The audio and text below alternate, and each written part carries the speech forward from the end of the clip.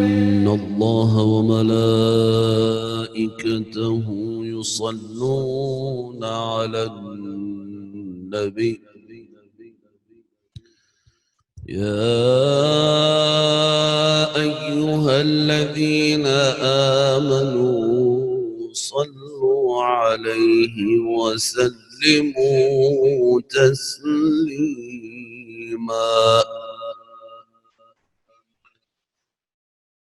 أعوذ بالله من الشيطان الرجيم. بسم الله الرحمن الرحيم.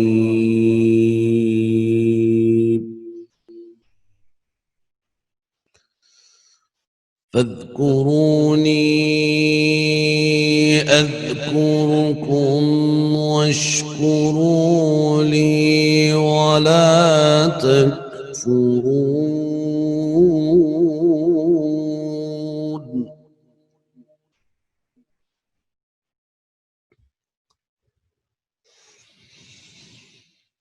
يا أيها الذين آمنوا استعينوا بالصبر والصلاة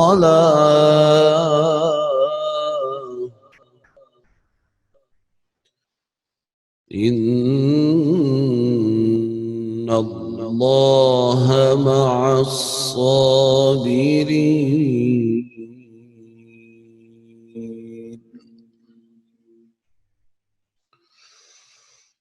ولا تقولوا لمن يقتل في سبيل الله أموات بل أحياء ولكن لا تشعرون.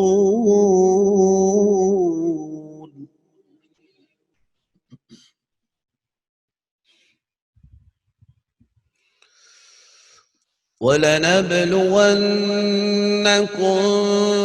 بشيء من الخوف والجوع ونقص من الأموال والأنفس والثمرات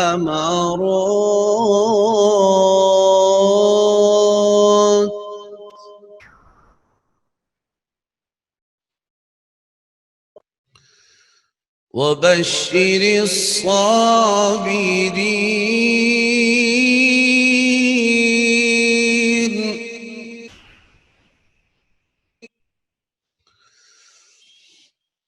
وبشر الصابرين الذين إذا أصابتهم مصيبة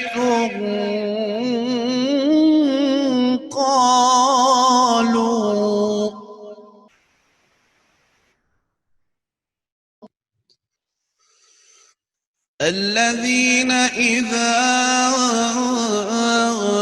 أصابتهم مصيبة قالوا إنا لله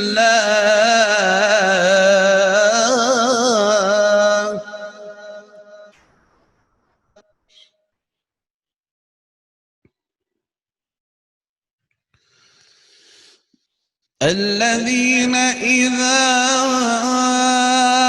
أصابتهم مصيبة قالوا إنا لله وإنا إليه راجعون.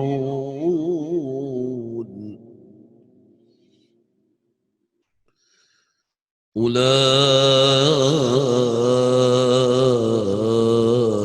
عليهم صلوات من ربهم ورحمة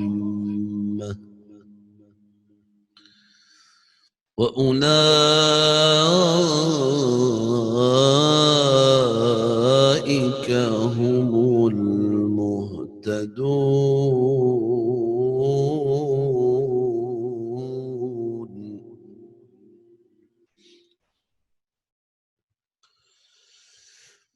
الذين إذا أصابتهم مصيبة قالوا إنا لله وإنا إليه راجعون.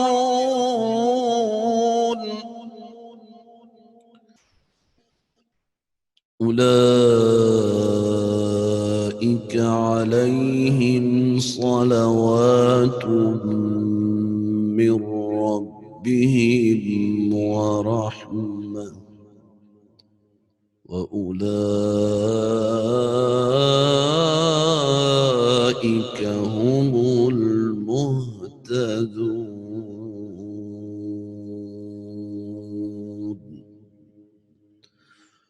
صدق الله العلي العظيم. شام ہو گئی میرے اصغر نو کوئی موڑ لے. اعوذ باللہ من الشیطان الرجیم. بسم اللہ الرحمن الرحیم. سکینہ ٹرسٹ، MCE اور امامیہ مشن ایسٹ لنڈن کی زیر اہتمام مشترکہ مجالس-e-Aza کے سلسلے میں سب سے پہلے دعوت دینا چاہوں گا ہمارے ننھے ذاکرین علی زین اور رایان کو کہ وہ تشریف لائیں اور اپنا آج کی اس مجلس میں اپنا نذرانہ عقیدت پیش کریں. ان ننھے ذاکرین کی صحت و سلامتی کے لیے بآواز بلند صلوات.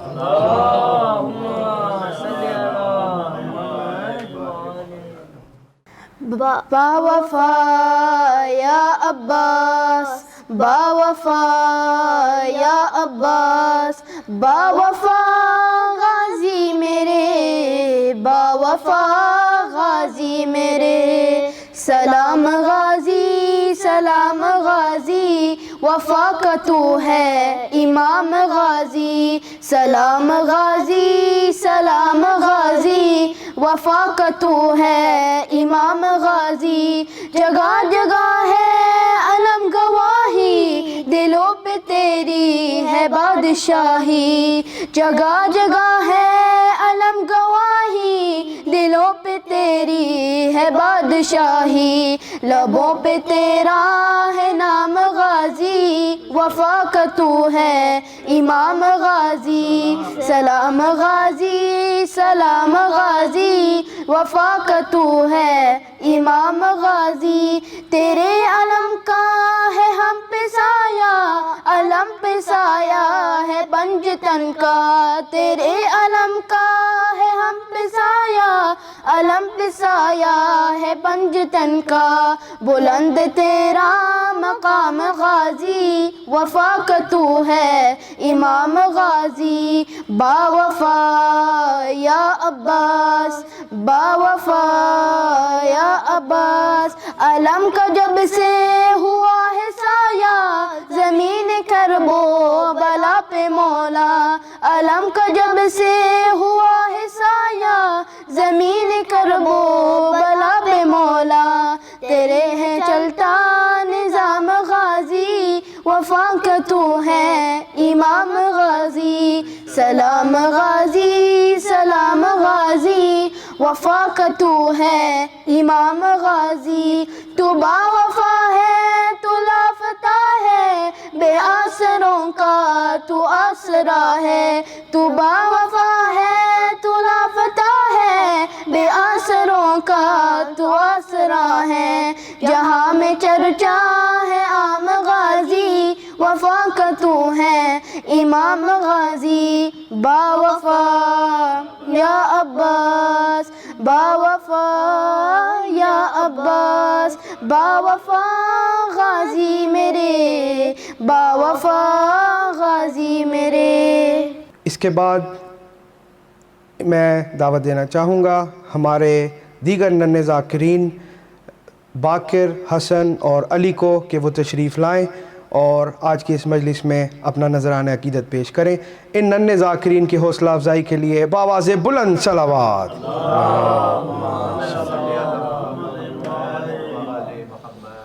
اعوذ باللہ من الشیطان الرجیم، بسم اللہ الرحمن الرحیم۔ تو مان ہے بین برا وعدہ، ہے ضامن پاک ردا وعدہ۔ تو مان ہے بین برا وعدہ، ہے ضامن پاک ردا وعدہ۔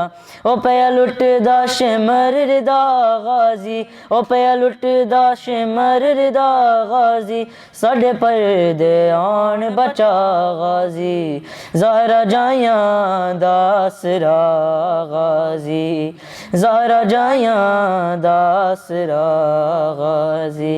ہویا کربل، ہویا کربل، ہویا کربل دے وچ جودا غازی، زہرا جائیاں دا آسرا غازی، زہرا جائیاں دا آسرا غازی۔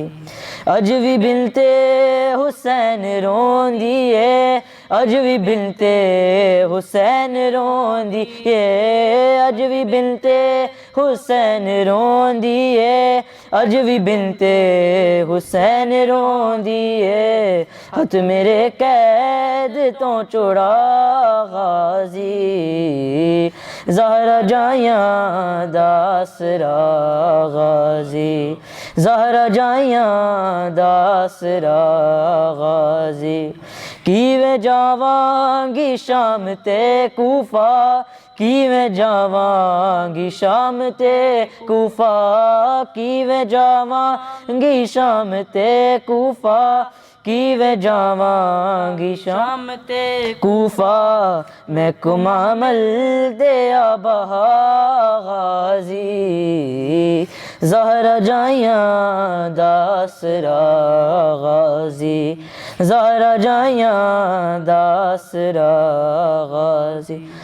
چھ جگہ تو حسین چنے آئے، چھ جگہ تو حسین چنے آئے، چھ جگہ تو حسین چنے آئے، چھ جگہ تو حسین چنے آئے، پھر بھی پورا نہ مل سکا غازی، زہرا جائیاں دا آسرا غازی، زہرا جائیاں دا آسرا غازی۔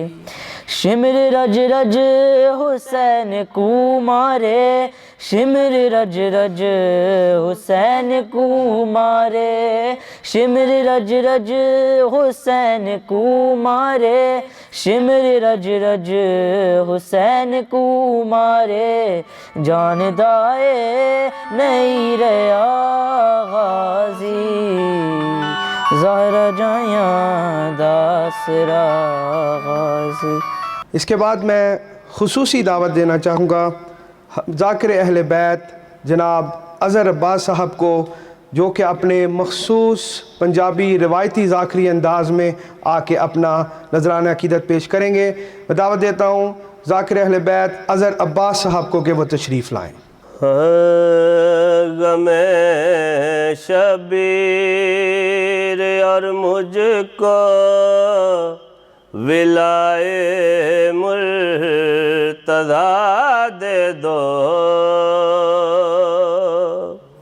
آباد رہو سلامت رہو، ایک دعا کردہ پیاں سارے آمین آکھیا ہے، دعا کر کے پیادہ غم شبیر اور مجھ کو ولائے مرتضیٰ دے دو، غم شبیر اور مجھ کو ولائے مرتضیٰ دے دو، نہیں میں مانگتا جنت مجھے بس کربلا دے دو، آباد رہو سلامت رہو۔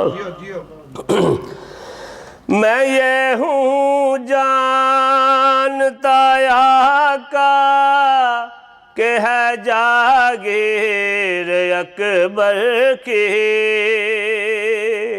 میں یہ ہوں جانتا آقا کہ ہے جاگیر اکبر کی خدا کے نام پہ کر دو میری یہ آرزو پوری دفن کے واسطے اکبر کے قدموں میں جگہ دے دو دفن کے واسطے اکبر کے قدموں میں جگہ دے دو دفن کے واسطے اکبر کے قدموں میں جگہ دے دو.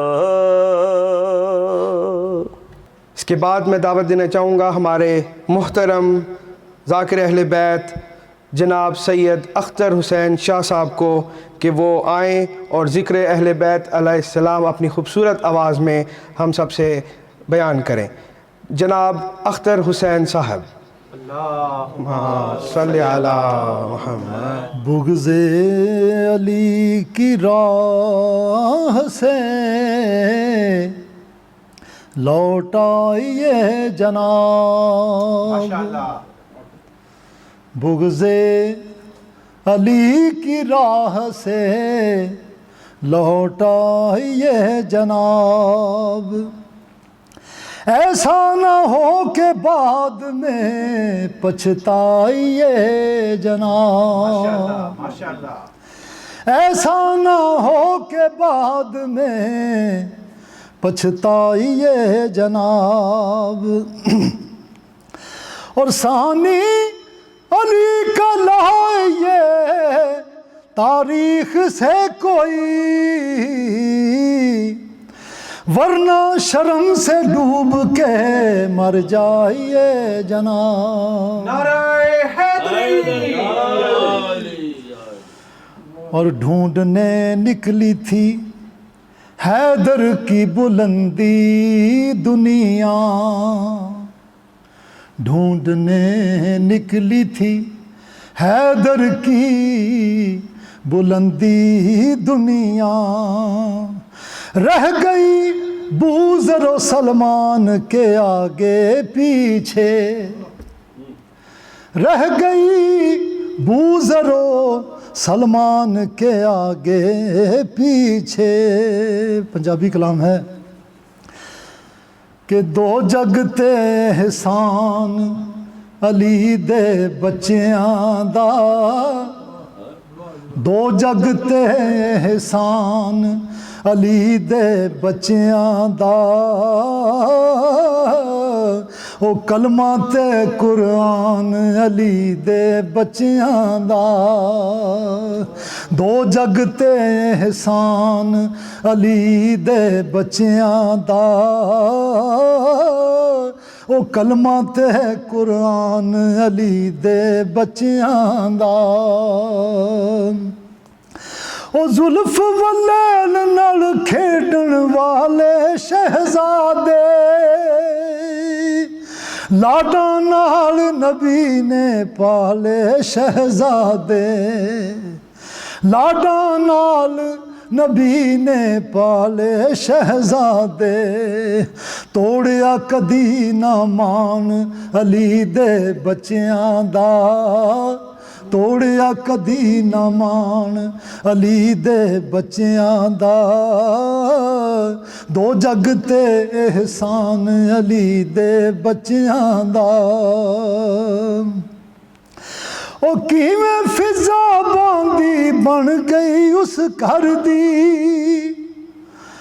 نوکر ہو کے پئی حکومت رہی کر دی کیویں فضا باندی بن گئی اس گھر دی نوکر ہو کے پئی حکومت رہی کر دی ہے نوکر بھی سلطان علی دے بچیاں دا ہے نوکر بھی سلطان علی دے بچیاں دا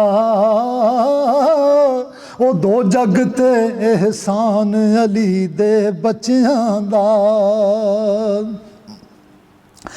ایک دن زندگی دیے گڈی رک جانی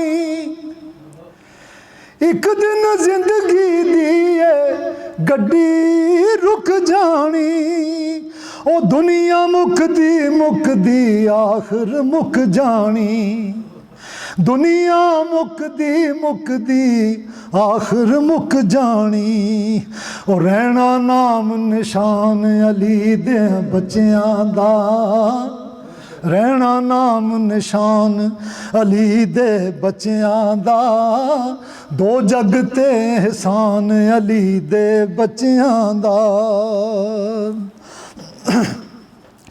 او سہانی آل نبی دا کوئی آیا نہیں اے رب نے نہ ورگا اور بنایا نہیں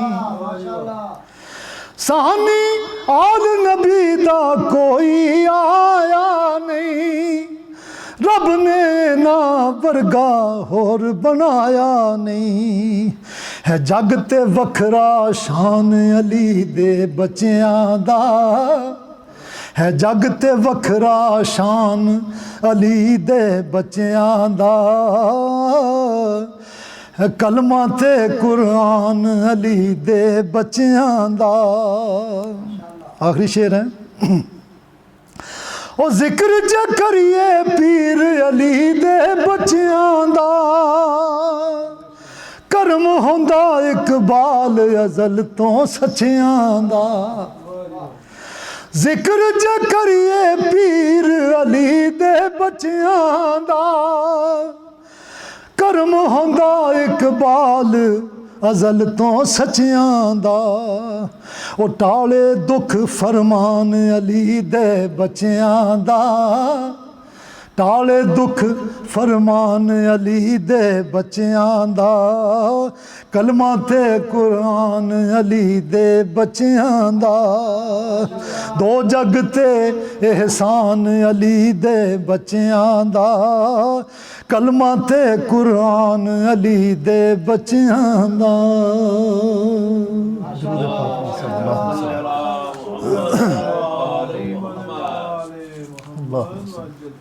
کہ تطہیر میں گنو تو وہی 5 حرف ہیں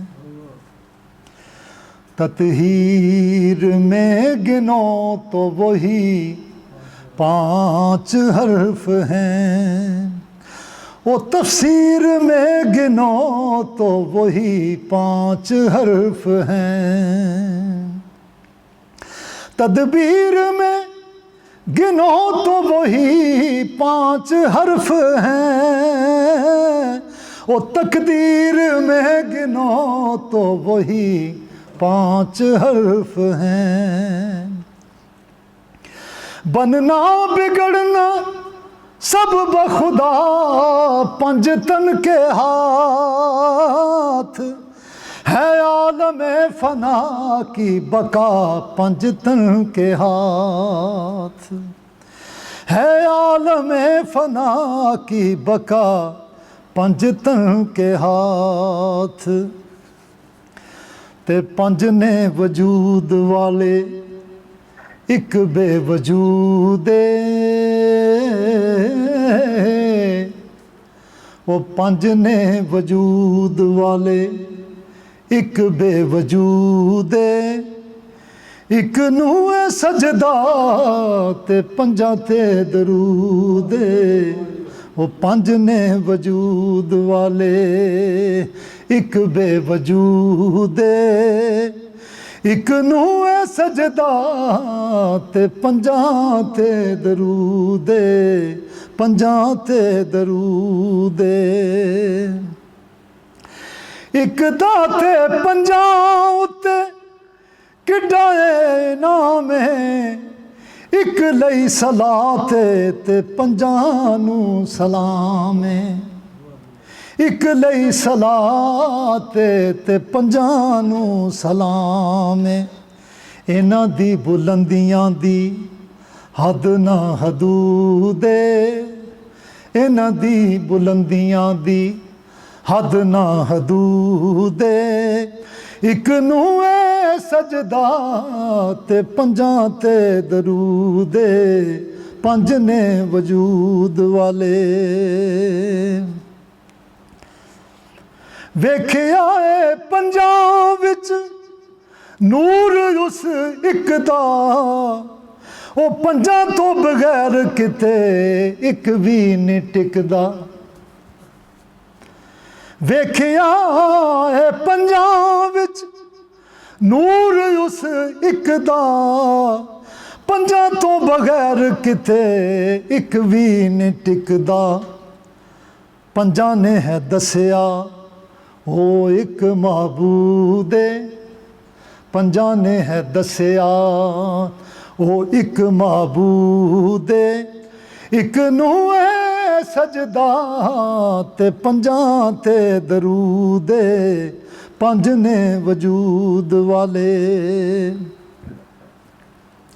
ਉਹ ਇੱਕ ਵੀ ਕਰੀਮ ਏ ਤੇ ਪੰਜ ਵੀ ਕਰੀਮ ਨੇ ਇੱਕ ਵਾਂਗੂ ਇਹ ਵੀ ਪੰਜ ਬੜੇ ਹੀ ਰਹੀਮ ਨੇ ਇੱਕ ਵੀ ਕਰੀਮ ਤੇ ਪੰਜ ਵੀ ਕਰੀਮ ਨੇ ਇੱਕ ਵਾਂਗੂ ਇਹ ਵੀ ਪੰਜ ਬੜੇ ਹੀ ਰਹੀਮ ਨੇ ਉਹ ਇੱਕ ਵੱਲੋਂ ਮਿਲਿਆ ਮੁਕਾਮ ਮਹਮੂਦ ਇੱਕ ਵੱਲੋਂ ਮਿਲਿਆ ਮੁਕਾਮ ਮਹਮੂਦ ਇੱਕ ਨੂੰ ਏ ਸਜਦਾ ਤੇ ਪੰਜਾਂ ਤੇ ਦਰੂਦ ਉਹ ਜਾਣਦਾ ਜ਼ਮਾਨਾ ਏ ਤੇ ਪੰਜਾਂ ਦੀ ਅਤਾਈ ਏ ਜਾਣਦਾ ਜ਼ਮਾਨਾ ਏ ਤੇ ਪੰਜਾਂ ਦੀ ਅਤਾਈ ਏ ਇਹਨਾਂ ਦਾ ਜਹਾਨ ਏ ਤੇ ਇਹਨਾਂ ਦੀ ਖੁਦਾਈ ਏ ਇਹਨਾਂ ਦਾ ਜਹਾਨ ਏ ਤੇ ਇਹਨਾਂ ਦੀ ਖੁਦਾਈ ਏ ਪੰਜਾਂ ਦਾ ਜਹਾਨ ਉੱਤੇ ਇੱਕੋ ਮਕਸੂਦ ਏ ਪੰਜਾਂ ਦਾ ਜਹਾਨ ਉੱਤੇ ਇੱਕੋ ਮਕਸੂਦ ਏ ਇੱਕ ਨੂੰ ਏ ਸਜਦਾ ਤੇ ਪੰਜਾਂ ਤੇ ਦਰੂਦ ਏ ਪੰਜ ਨੇ ਵਜੂਦ ਵਾਲੇ ਆਖਰੀ ਸ਼ੇਰ ਹੈ ਕਿ ਪੰਜਾਂ ਨੇ ਹੈ ਦੱਸਿਆ ਇੱਕੋ ਦਾ ਇਕਬਾਲ ਏ ਇੱਕ ਆਖੇ ਪੰਜਾਂ ਦੀ ਵੀ ਕੋਈ ਨਾ ਮਿਸਾਲ ਏ ਪੰਜਾਂ ਨੇ ਹੈ ਦੱਸਿਆ ਇੱਕੋ ਦਾ ਇਕਬਾਲ ਹੈ ਤੇ ਇੱਕ ਆਖੇ ਪੰਜਾਂ ਦੀ ਵੀ ਕੋਈ ਨਾ ਮਿਸਾਲ ਏ ਉਹ ਦੇਖ ਲੋ ਹਦੀਸਾਂ ਤੇ ਕੁਰਾਨ ਵੀ ਮੌਜੂਦ ਏ ਦੇਖ ਲੋ ਹਦੀਸਾਂ ਸਭ ਤੇ ਕੁਰਾਨ ਵੀ ਮੌਜੂਦ ਏ ਉਹ ਇੱਕ ਨੂੰ ਏ ਸਜਦਾ ਤੇ ਪੰਜਾਂ ਤੇ ਦਰੂਦ ਏ ਪੰਜ ਨੇ ਵਜੂਦ ਵਾਲੇ ਪੰਜ ਨੇ ਵਜੂਦ ਵਾਲੇ ਦਰੂਦ ਪਾਕ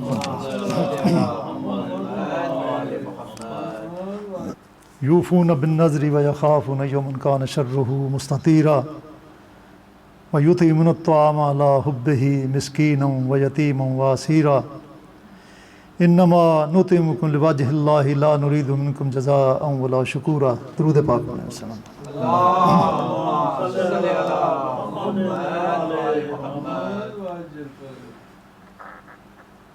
हुब्बे अली रहमतुल्लाह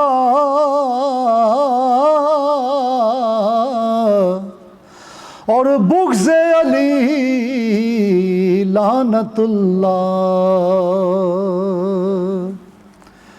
नबी पाक जिया मुख्तार नहीं ते علی پاک جیا قرار نہیں، او بی بی پاک جی پردے دار نہیں،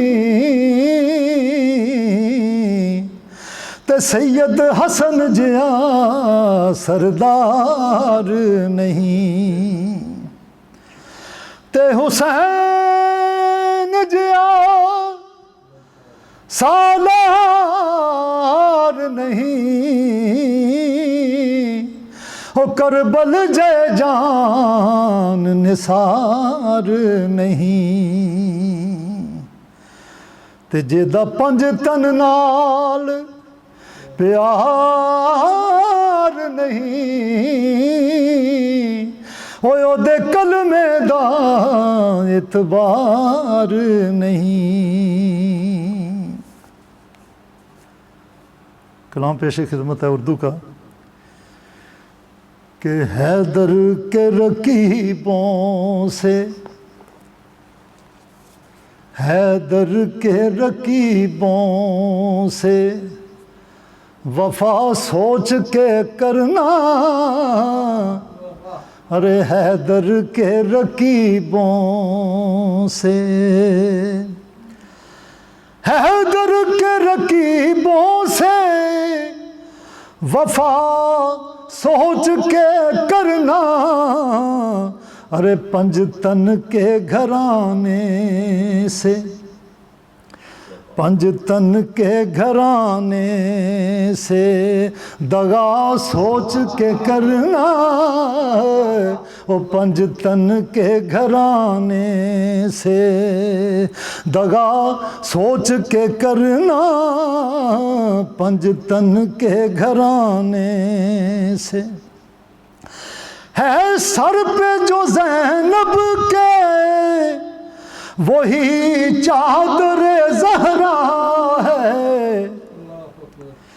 ہے سر پہ جو زینب کے وہی چادر زہرا ہے، ارے ظالم و توہین ردا سوچ کے کرنا،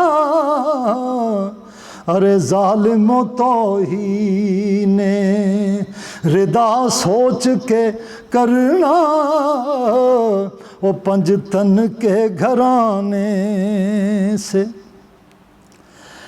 کل جام اسی ذات سے کوثر کا ہے پینا، کل جام اسی ذات سے کوثر کا ہے پینا، اے اہل جفا آج، اے اہل جفا آج جفا سوچ کے کرنا، اے اہل جفا آج جفا سوچ کے کرنا، وہ پنج تن کے گھرانے سے دغا سوچ کے کرنا، حیدر کے رقیبوں سے۔ اور زنجیر سے نکلا تو کہیں وار نہ کر دے، زنجیر سے نکلا تو کہیں وار نہ کر دے، ارے حیدر کا یہ پوتا ہے، حیدر کا یہ پوتا ہے، رہا سوچ کے کرنا، حیدر کا یہ پوتا ہے، رہا سوچ کے کرنا، پنج تن کے گھرانے سے۔ ہو ناراض نہ ہو جائے کہیں پاک سکینہ، ناراض نہ ہو جائے کہیں پاک سکینہ، اے بادلو اب تم بھی گھٹا سوچ کے کرنا، ऐ बादलो अब तुम भी घटा सोच के करना पंजतन के घराने से। आखिरी शेर है कि जलता है अगर दिल ही तेरा नाम अली से, जलता है अगर दिल ही तेरा नाम अली से, है अब्दे खुदा जिक्र खुदा सोच के करना, ओ है अब्दे खुदा जिक्र खुदा, है अब्दे खुदा जिक्र खुदा सोच के करना, हैदर के रकीबों से वफा सोच के करना, पंजतन के घराने से ओ दगा सोच के करना, पंजतन के घराने से। दुरूद पाक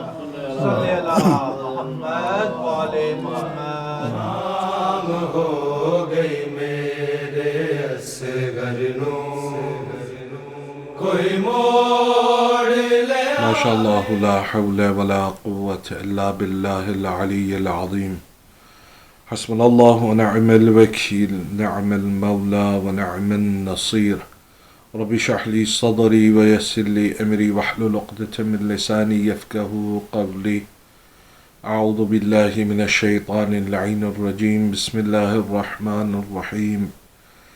अल्हम्दुलिल्लाहिल्लज़ी जअलल हम्दा मिफ्ताहन लिज़िक्रिहि व सबबन लिल-मज़ीद मिन फ़ज़लिहि व दलीलन अला आलाइहि व अज़मतिहि। ثم الصلاة والسلام والتحية والإكرام على النبي الأمي المكي المدني الهاشمي الذي سمي في السماوات بأحمد وفي الأراضين بأبي القاسم محمد. اللهم صل على محمد وآل محمد وعلى أهل بيته الطيبين الطاهرين المعصومين المظلومين ولعنة الله على أعدائهم ملعونين. Amma ba'd, all praise is due to Allah subhanahu wa ta'ala, the one who is Rahman and the one who is Rahim. The days of Muharram, of the first Ashra, are slowly passing us by until we reach the peak and the pinnacle of our sorrow, and that is the day of Ashura. And as per the narration of the 8th Imam that I gave you on the first night, where he's talking about the 7th Imam, it says the 7th Imam's sorrow would increase night by night until his sorrow would be unbearable on the day of Ashura. And to some extent we need to start to inculcate that within our own lives, to be cognizant of Abu Abdullah throughout the day. Before, it was easier to forget, I guess. We would go to work and be stuck in the rat race. And then evenings were for Abu Abdullah. Now, although many of us have slowly gone back to some form of working, there are still quite a lot of us that are not at university or back at work, or school for that matter. And so it gives us an opportunity to really utilize this Muharram more than we have utilized previous Muharrams. Those tasbih that I told you on the first night, again I want to remind you of them. when you hear Abu Abdullah's name, say Sallallahu alayka ya Abu Abdullah. Other narrations talk about when you drink cold water, say Sallallahu alayka ya Abu Abdullah. Have Abu Abdullah in your mind. When you hear about the killers of Abu Abdullah, La'anallahu qatalika ya Abu Abdullah. May the curse of Allah be upon your killers, O Abu Abdullah. If we have time, go online, read the Maqatil, the books of Maqtal, those books that narrate what happened in Karbala, for us to get a better understanding of the event, how it unfolded. And many Maqatil have been translated into the English language already.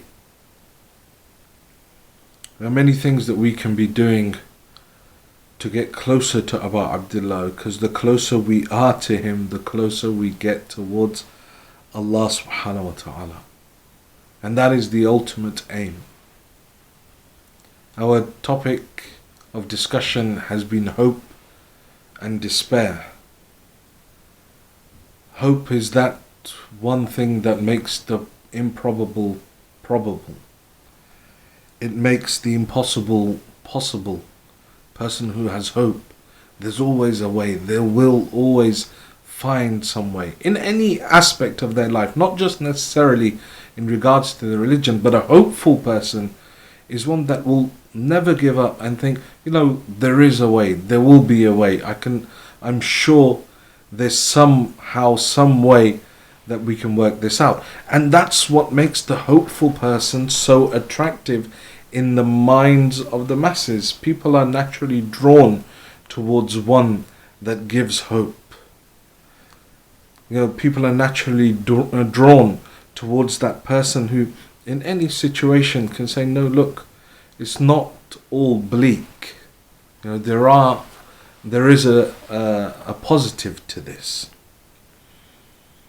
And we said that in order to attain true hope in Allah, which is our aim in life, to have true hope in Allah, a person needs to have knowledge of four things.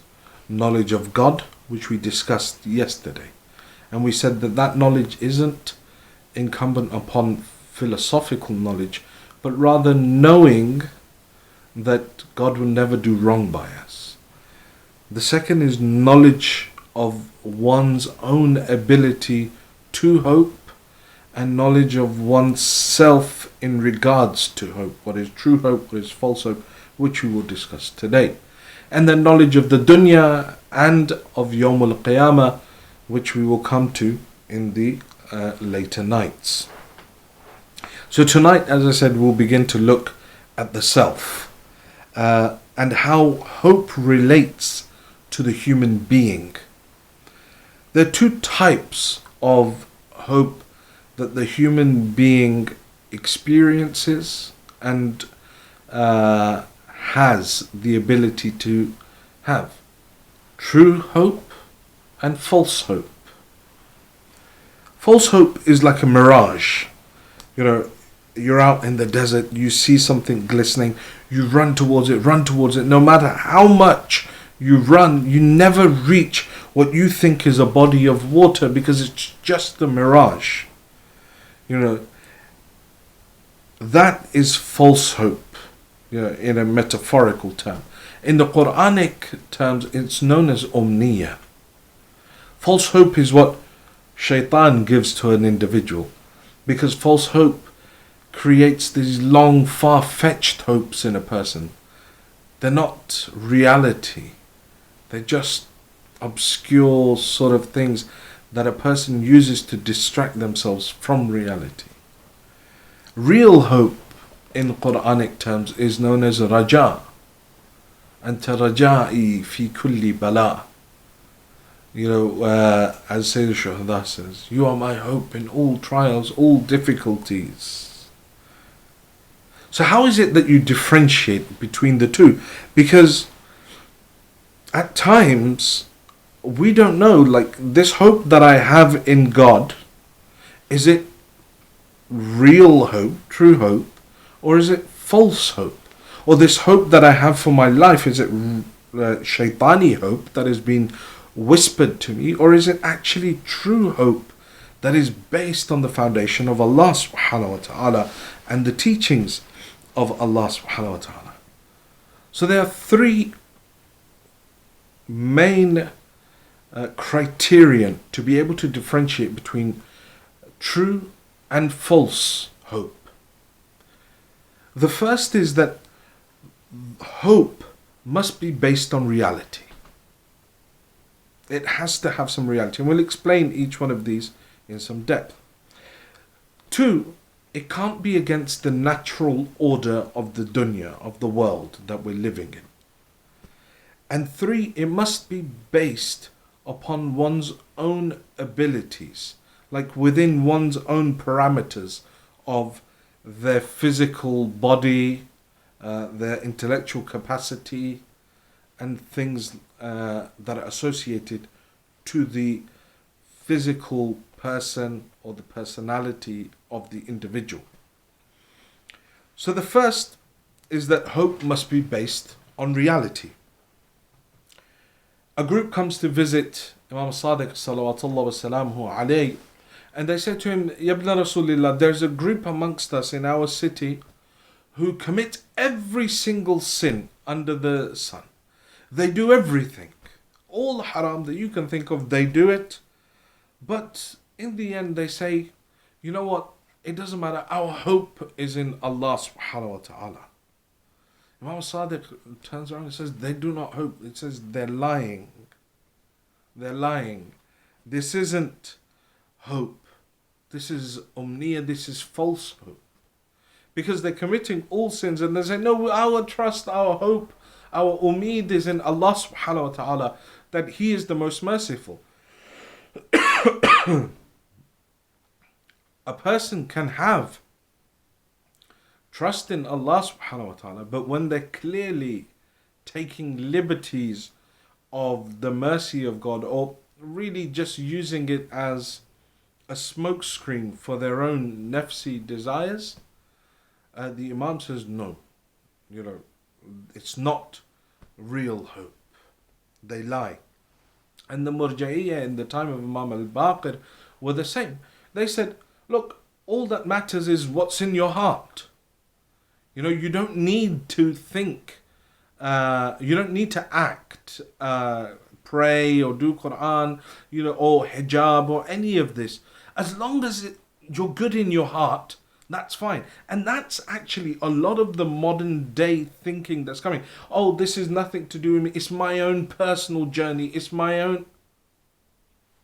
There's no such concept in Islam. Hope in Allah subhanahu wa ta'ala. When a person has hope in God, he follows the commandments, she follows the commandments of Allah subhanahu wa ta'ala. Simple.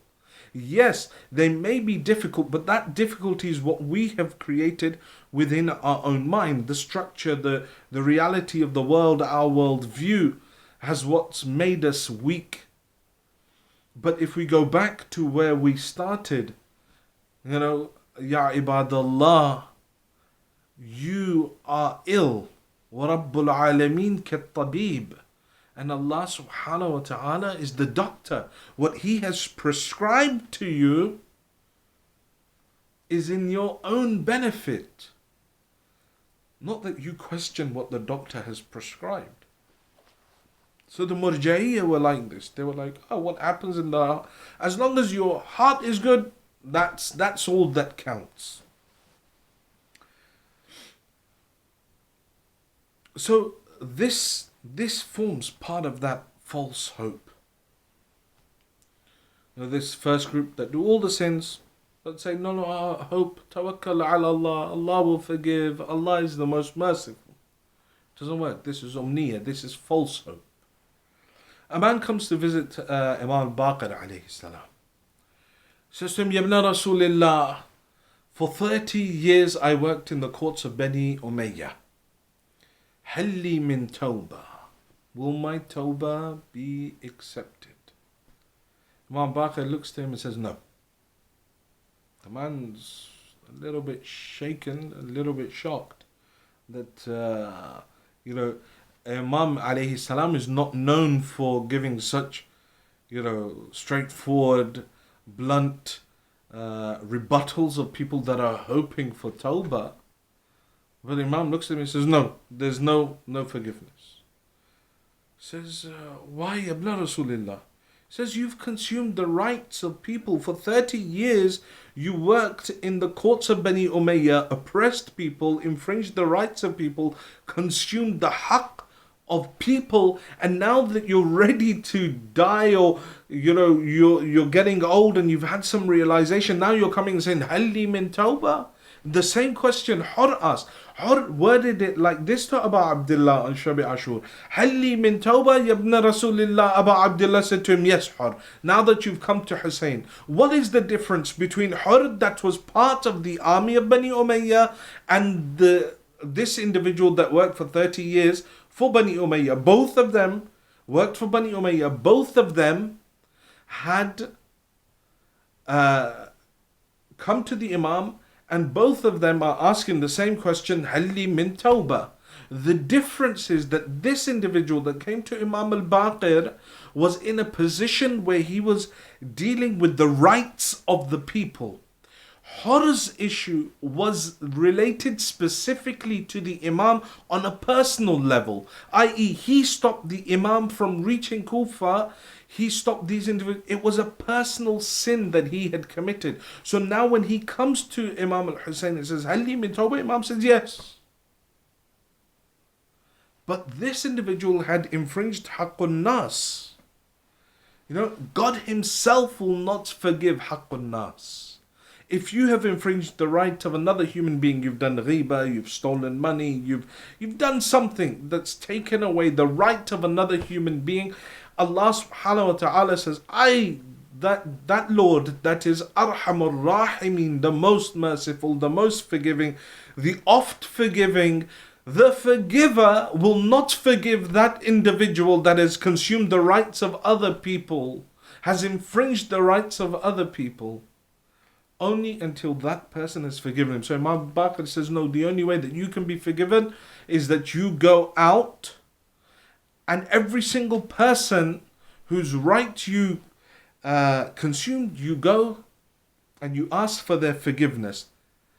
And until they forgive you, there is no forgiveness for you in the eyes of Allah subhanahu wa ta'ala.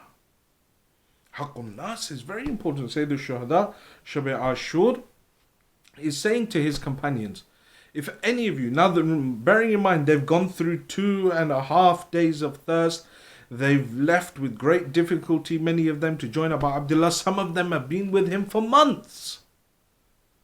Night of Ashura is saying, if any of you have haqqun nas on your necks, you owe someone something, you've taken something from someone, you've done something to someone, says, leave, I don't want you here.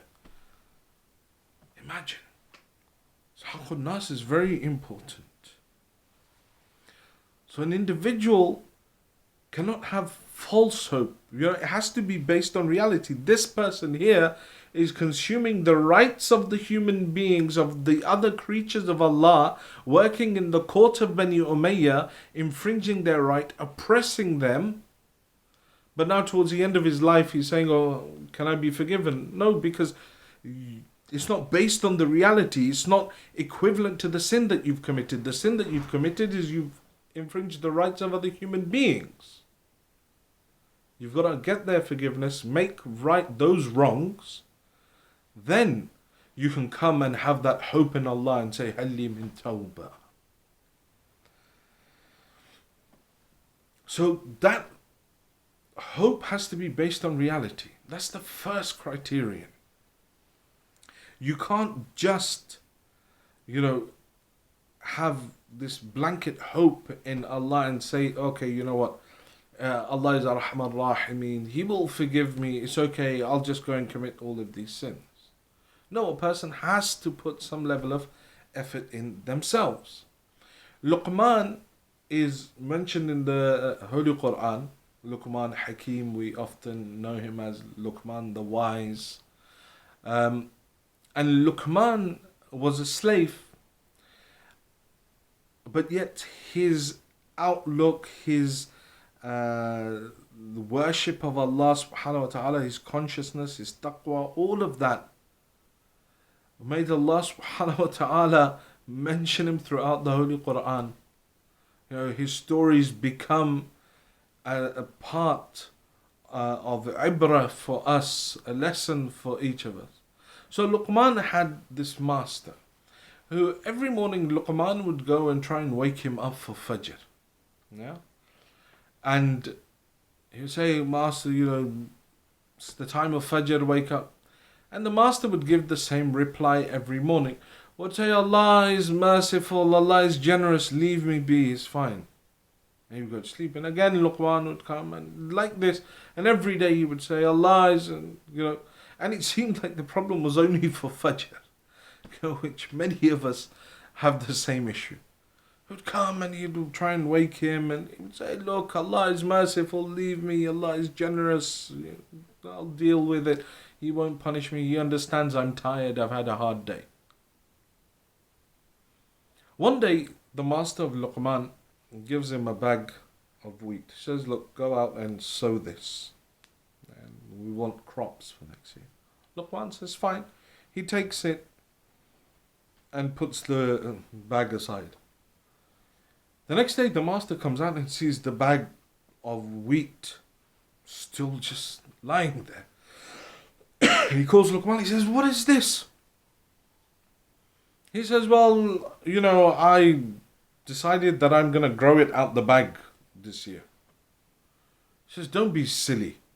Who's ever grown wheat out of a bag? You're supposed to take it, put it in the ground. And he says, yeah, but look, God is generous, God is forgiving. If he wanted to, he can make it grow out of this bag.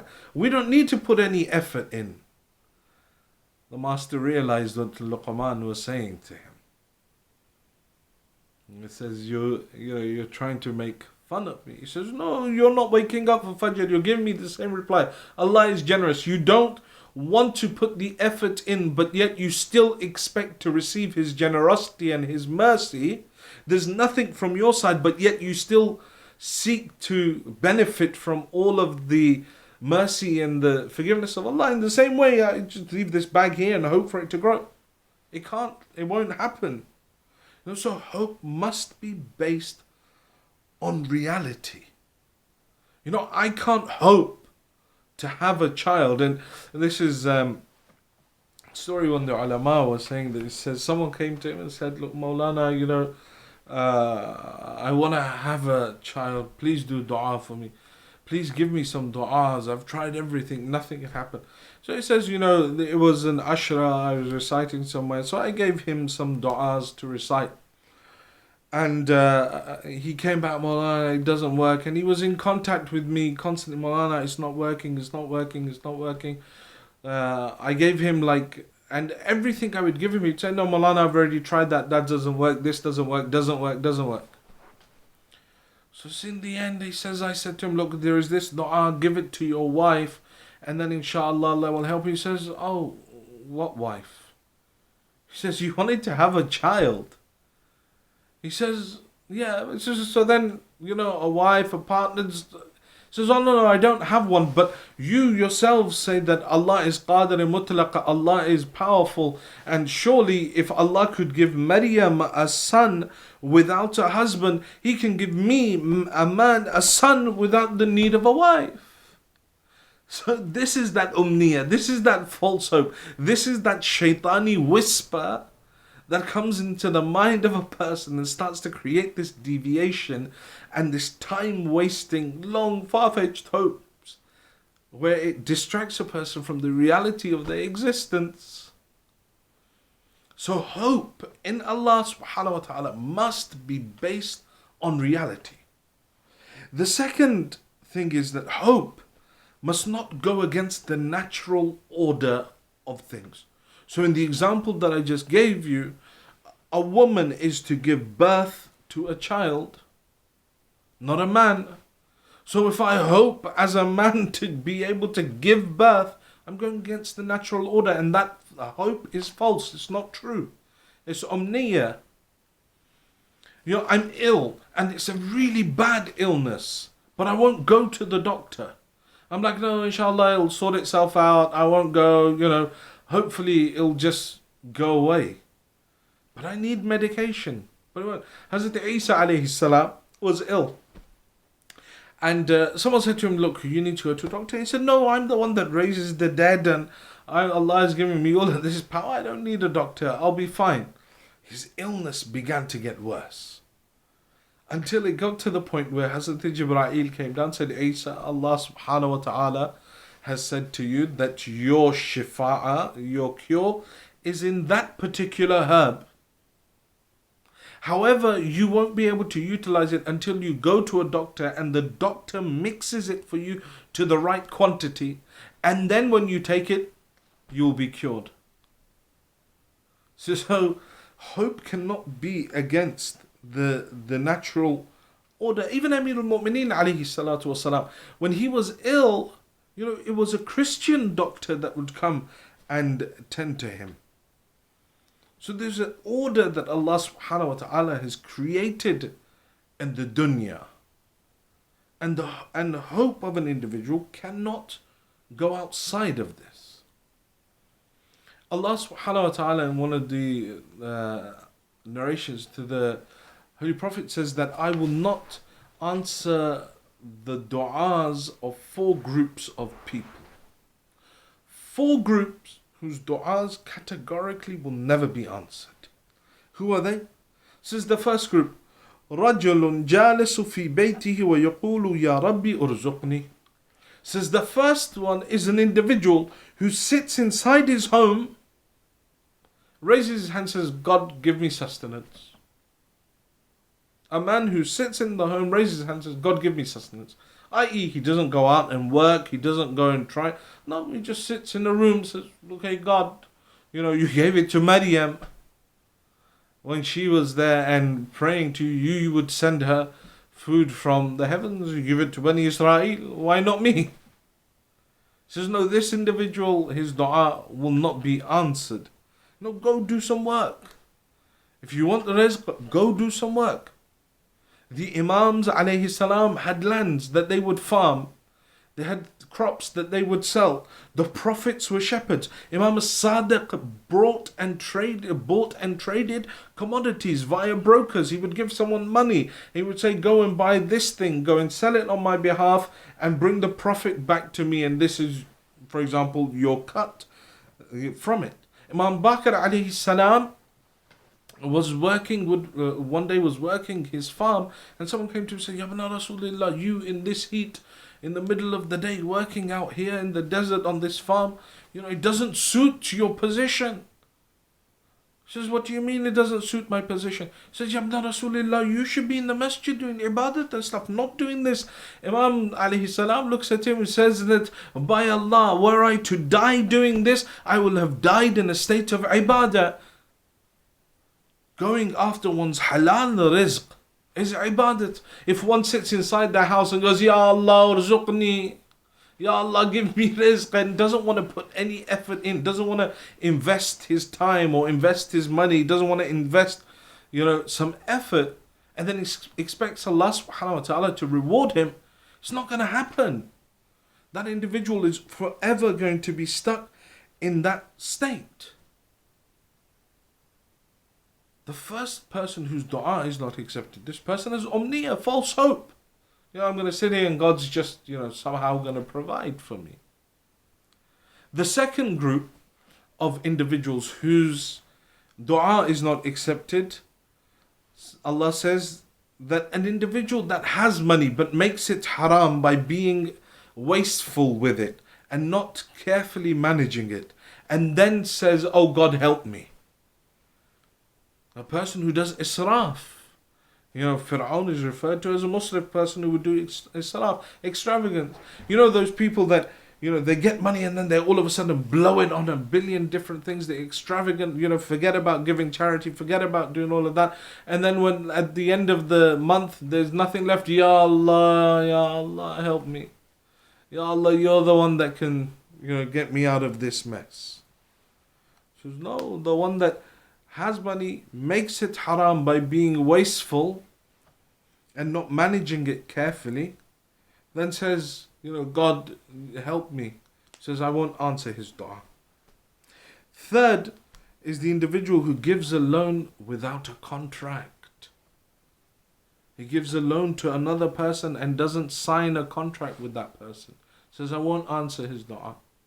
The sixth Imam has a son by the name of Ismail. He was a good person, and died during the lifetime of the sixth Imam. And the Ismailiya movement is who they come from Ismail. They say no, he didn't die, he just went into ghaiba. And we have very narrations of how Imam Sadiq alayhi salam stopped at the body of Ismail, 3 times on the way to the graveyard. He made them put the body down and say, look, is Ismail really dead? And people thought Imam was doing it out of grief, but rather it was to confirm the fact, seeing what was to come, that his son had actually died within his lifetime. Anyhow, the son of Imam Sadiq alayhi salam, he comes to him and says, oh father, I've decided to go into business with this guy. Imam Sadiq says to him, look, do not trust this person with your money. He is known for his fisq. He's known as an open sinner. He's a fasiq. And the people, call him this. So it's best that you don't invest your money with him. And he says, oh dad, look, he's talking to the son of the Imam. He says, look, really, you don't know, people just make up stories and things like this. He's a really good guy. Honestly, I could trust him with the money. Mom says, look, he may be whatever you say, but I'm advising you don't do it. He doesn't listen to the Imam, and he goes and he invests his money with this person. This person takes his money and runs with it. A few weeks later, he's seen holding on to the Kaaba, crying, oh Allah, help me with the money. Sadiq goes up behind him, taps him on the shoulder, says, look, listen, I told you that don't invest your money with him. Now there's no point you doing dua. It won't be answered. It won't be answered by Allah subhanahu wa ta'ala. So an individual that gives a loan without a contract, his dua is not accepted. And then the last one is a man who oppresses his wife. His dua is not accepted.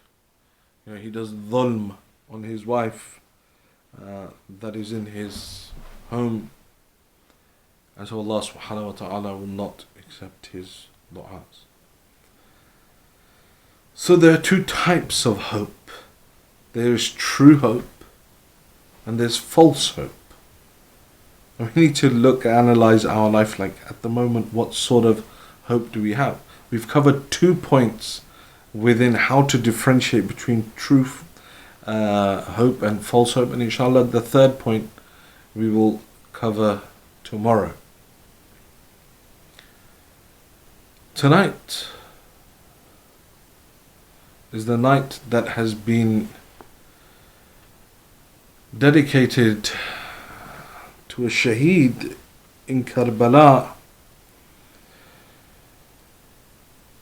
who broke the hearts of not just Abu Abdullah and his family, but also of the army of Yazid as well.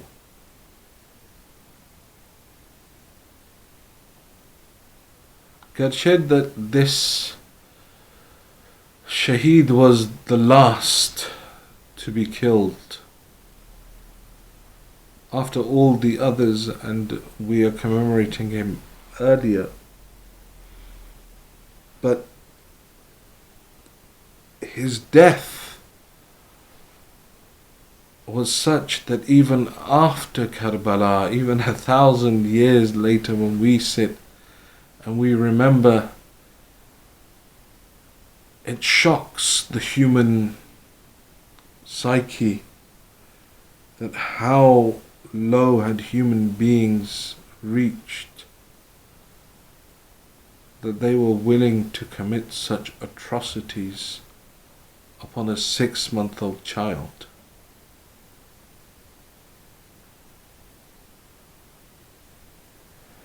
Ali Asghar, the 6-month-old child of Abu Abdullah, is Babul Hawa'ij.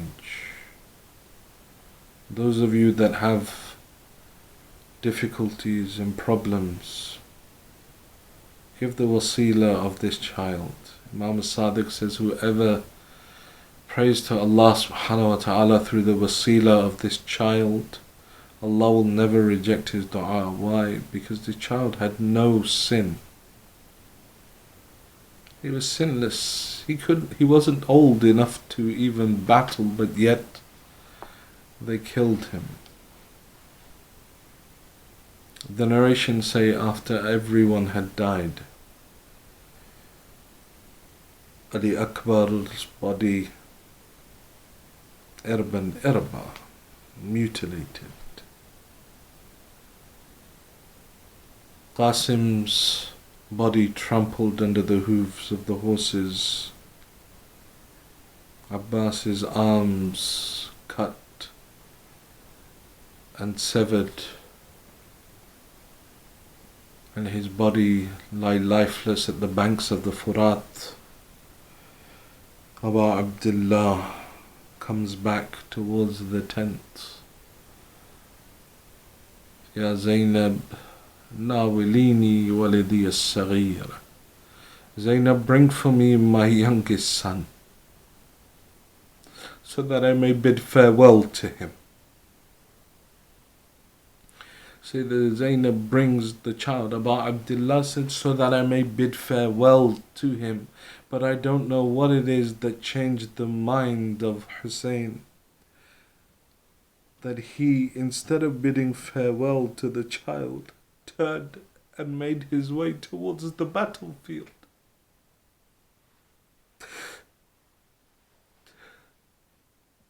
The narrations say that maybe it was because the color of the child had become pale from the lack of milk and sustenance and thirst, or that it was, as the narrations say, that he had no longer any strength left in his body. All he could do was open and close his mouth. And the descriptions that are given in the Maqatil are that this child was like a fish that is taken out of water, and when that fish loses all fight within its body, all it can do is open and close its mouth. This was the state of Ali Asghar. At the end of the day, having seen all of this death, Abu Abdullah was still a father. He looks down at this child of his, and he turns towards the battlefield. According to some narrations, he covers his son with his aba. The heat of the sun is intense. Ali Asghar is a young infant. As he goes towards the army of Yazid, they all say Hussein has brought Quran, he's hidden Quran, he wants to call a truce. But Abu Abdullah stands in front of them as he pulls back his aba. This 6-month-old child, he raises it on his hands.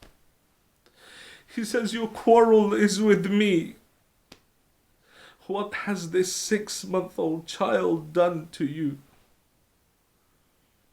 Give it a drop of water. The whole army of Yazid, hearts break. Umar ibn Sa'd comes towards Harmala. He says, Harmala, cut off the words of Hussein. Harmala replies, he says, O Umar ibn Sa'd, who shall I go for, the father or the son? Umar ibn Sa'd says to him, do you see that white spot under the chin of the child? Aim for there.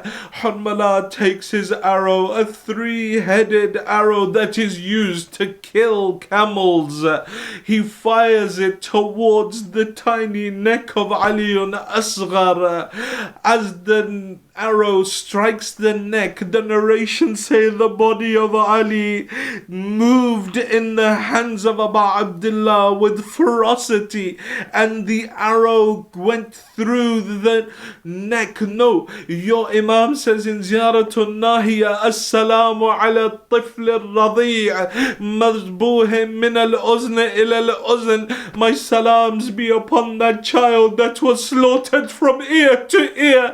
The arrow went through Ali Asghar, embedded itself in the arm of Abu Abdullah.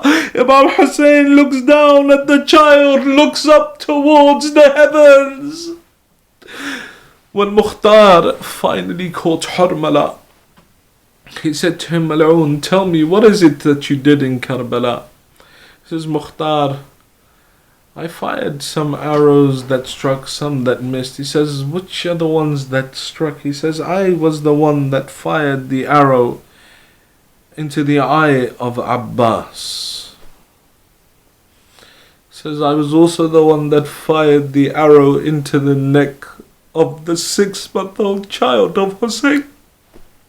He says, I was the one that fired an arrow at the young boy Abdullah ibn Hassan, the younger brother of Al-Qasim, that came running to protect his uncle Hussein. Says, and I was the one that fired a 3-headed poisoned arrow into the chest of Hussein. When Abu Abdullah lifted up his shirt to wipe away the blood from his forehead, I fired the arrow into the chest of Hussein. Mukhtar says to him, Mal'oon, did your heart not break for Hussein at any point? Did you not have any sort of mercy in your heart for Hussein? He says, Mukhtar, if you ask me, I will tell you that there was one time when my heart broke for Abu Abdullah. He says, when was it? He says, Mukhtar, when I fired that 3-headed arrow into the neck of Ali Asghar, I looked towards Hussein and I saw that Hussein was looking down towards the child and looking up to the heavens. Then he would look back down at the child and look back towards the heavens, as if to say, now Hussein has nothing left to give in this world. He turned back towards the tents. On the day of Ashura, you will do this amal as you walk back and forth 7 times, saying Inna lillah wa inna ilayhi raji'un, radhan bi qada'ihi wa tasliman li amri, because Abu Abdullah carries his 6-month-old child in his hand, walking back and forth, maybe thinking, how will I show Rabab? What will I tell Sakina? How will I tell Zainab? Abu Abdullah finally makes his way towards the tents. Rabab, the only mother in Karbala who did not know that she would be the mother of a shaheed in Karbala, she comes out, sees the state of her child.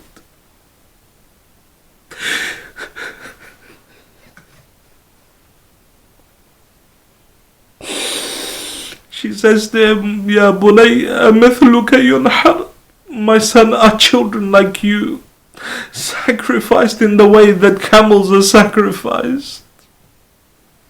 Abu Abdullah takes his son around the back of the tents and he begins to dig the grave of Ali Asghar. And once the grave was dug, Abu Abdullah holds onto the body of his son and he begins to cry so loudly. That in the Maqatil it says that for the first time a voice was heard from heaven. Hussein, leave the child. Hussein, leave the child. We have wet nurses waiting for him in heaven.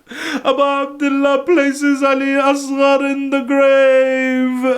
He begins to cover his body with the burning sands of Karbala. As he's burying his body, he hears someone running behind him. He turns to see Rabab. Oh, Abu Abdullah, let me see see my Ali Asghar one last time. Abu Abdullah now buries Ali. It is mustahab to pour water on a grave after it has been buried, after you have buried an individual. But Hussein is so madloom that there's no water to pour on the grave of his son Ali Asghar. Instead, Abu Abdullah places his cheek upon the grave of Ali and he cries, and the tears of Hussein become the water for the grave of Ali Asghar. Ya Abu Abdullah, how difficult was this for you, O Abu Abdullah? Ya Abu Abdullah, how difficult was it for you to bear this death, Ya Abu Abdullah? But O Imam, tell me, how is it that Rabab stayed alive, not just having witnessed the death of Ali on Ashura, but on the 11th of Muharram, when they began counting the heads of the shuhada, one individual says that I was amongst the ones that would be given a head to carry back, because I was the one that also trampled the body of Hussein. He goes to Umar ibn Sa'ad. He says to him, I also want one of the heads of Ahlul Bayt. Umar ibn Sa'ad says, I've distributed all of them. He says, no, I want one. Umar ibn Sa'ad begins to think. He says, what about the 6-month-old child of Hussein? One individual standing by, he says, I said something and instantly regretted it. I said I saw Hussein bury the child where the tents used to be. As soon as I said it, I regretted it, because Umar ibn Sa'ad ordered men to go to that area and start striking the earth with their spears. Rabab is watching. A second time, and a spear strikes the ground. When he pulls out his spear, the body of Ali Asghar is raised up upon the spear. ألا لعنة الله على القوم الظالمين وسيعلم الذين ظلموا أي منقلب ينقلبون. إنا لله وإنا إليه راجعون. I pray to Allah subhanahu wa ta'ala to forgive our sins. I pray to Allah subhanahu wa ta'ala to forgive the sins of our parents. Ya Allah, for the sake of Ali Asghar. Ya Allah, those of our parents that are alive, give them long lives. Those of our parents that have left this world, give them place next to Ali Muhammad in Jannah. Ya Allah, for the sake of this sinless child of Abu Abdullah, Ya Allah, those who are ill, give them shifa. Ya Allah, those who are in debt, clear their debts. Those who are in education, make them successful. Ya Allah, hasten the reappearance of the Imam of our time, and allow us to be amongst his true muntadreen, his true waiters. For the acceptance of these du'as and any other du'as that the brothers and sisters have brought, please recite 3 of your loudest salawat ala Muhammad.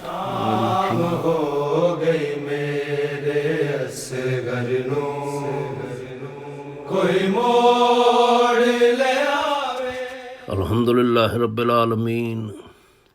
Wassalatu wassalamu ala Sayyidil Mursaleen sallallahu alayhi wa alihi at-tayyibin at-tahirin al-ma'sumin. Khawateen wa Hazrat, assalamu alaikum wa rahmatullahi wa barakatuh. मेरा नाम मोहम्मद जाफ़र शाह है। मैं Sakina trust की executive committee का chairman हूँ।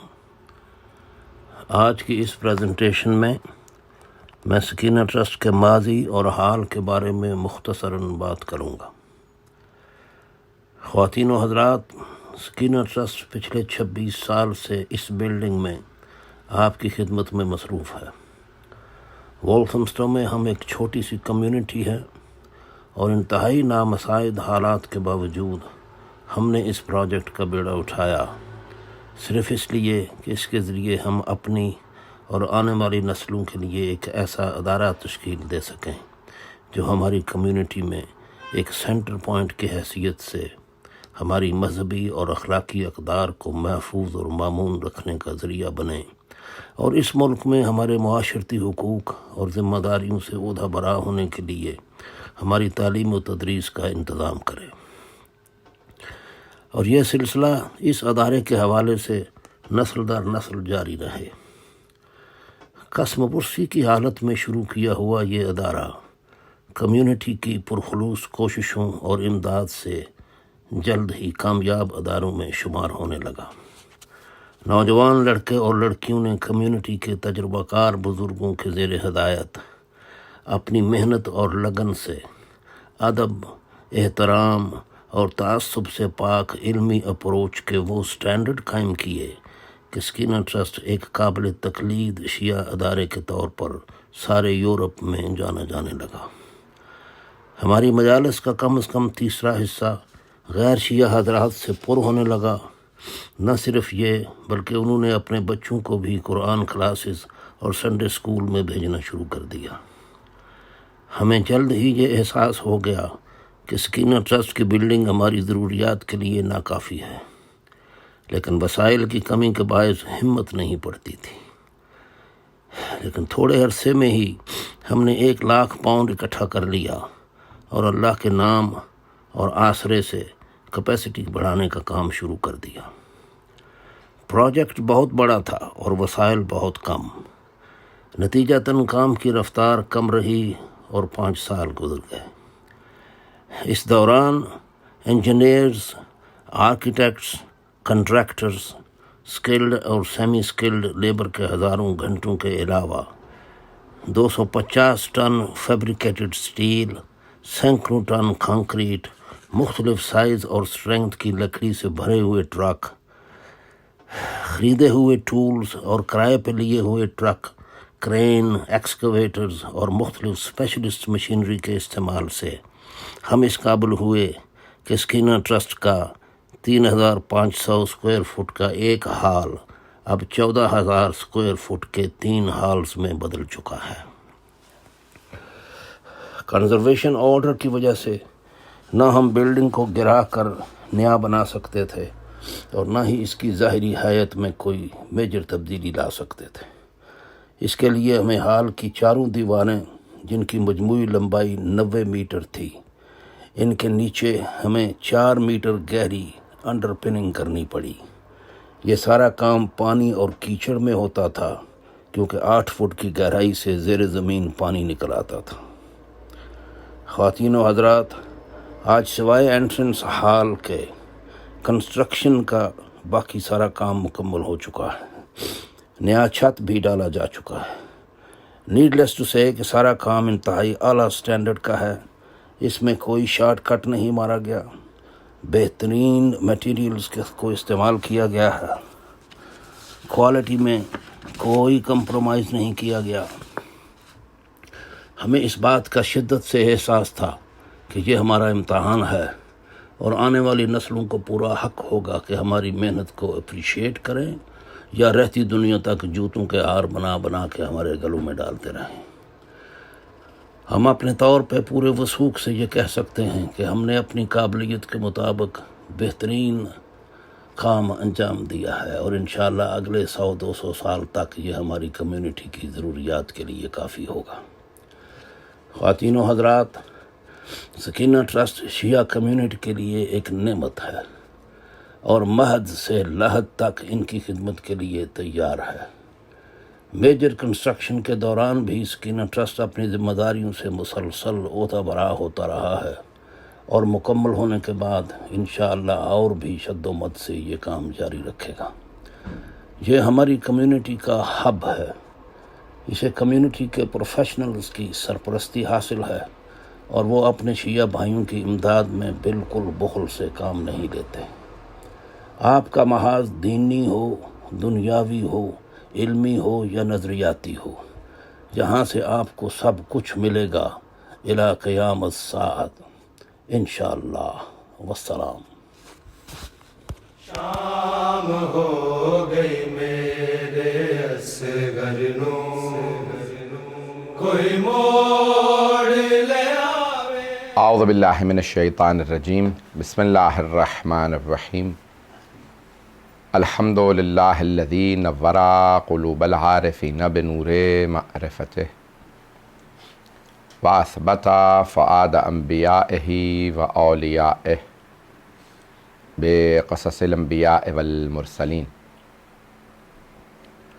واکمل ایمان المسلمین والمؤمنین بولایت علی امیر المؤمنین علیہ السلام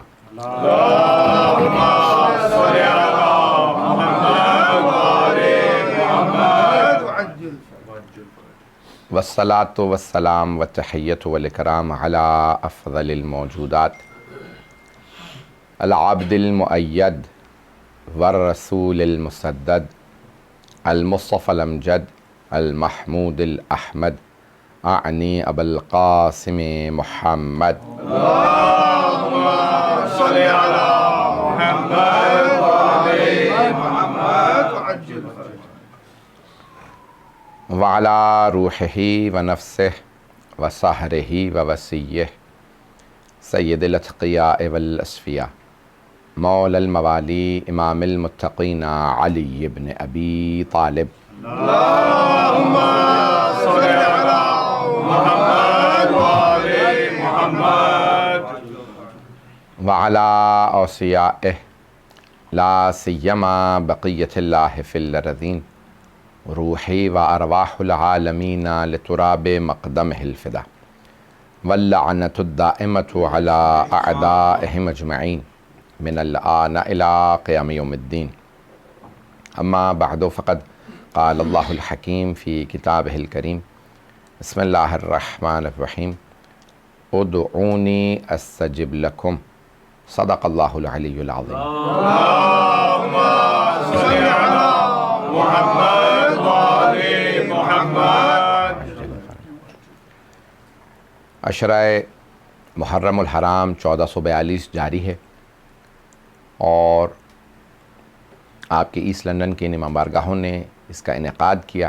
خداوند متعال تمام مؤمنین و مومنات کی توفیقات میں اضافہ فرمائے.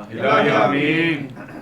دعا کے عنوان سے ہم اس عشرہ مجالس کو جاری رکھے ہوئے ہیں اور سلسلے کی 6ٹھی مجلس ہے. خداوند متعال نے خود دعوت دی ہے بلکہ حکم دیا ہے مانگو میں عطا کروں گا. جو دعا کے مخالف ہیں وہ یہ کہتے ہیں جب پہلے ہی تقدیر میں کچھ لکھا ہوا ہے تو کیوں مانگے.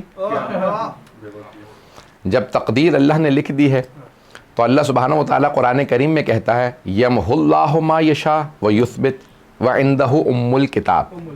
اللہ جو چاہے محو کر دے جو چاہے لکھ دے اس کے پاس ام الکتاب ہے.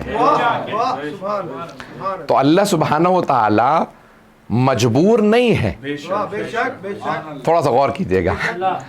اب یہاں سورہ مائدہ کی آیت ہے کہ وقالت الیہود ید اللہ مغلولہ کہ یہودی کہتے ہیں کہ اللہ کا ہاتھ ٹوٹا ہوا ہے. قرآن کی آیت ہے. تو کچھ لوگ چھٹے امام کے پاس آئے اور آنے کے بعد کہنے لگے کم مولا ہم نے یہودیوں سے پوچھا ہے کہ واقعاً کیا تمہارا یہ عقیدہ ہے کہ اللہ کا ہاتھ ٹوٹا ہوا ہے؟ کہ نہیں.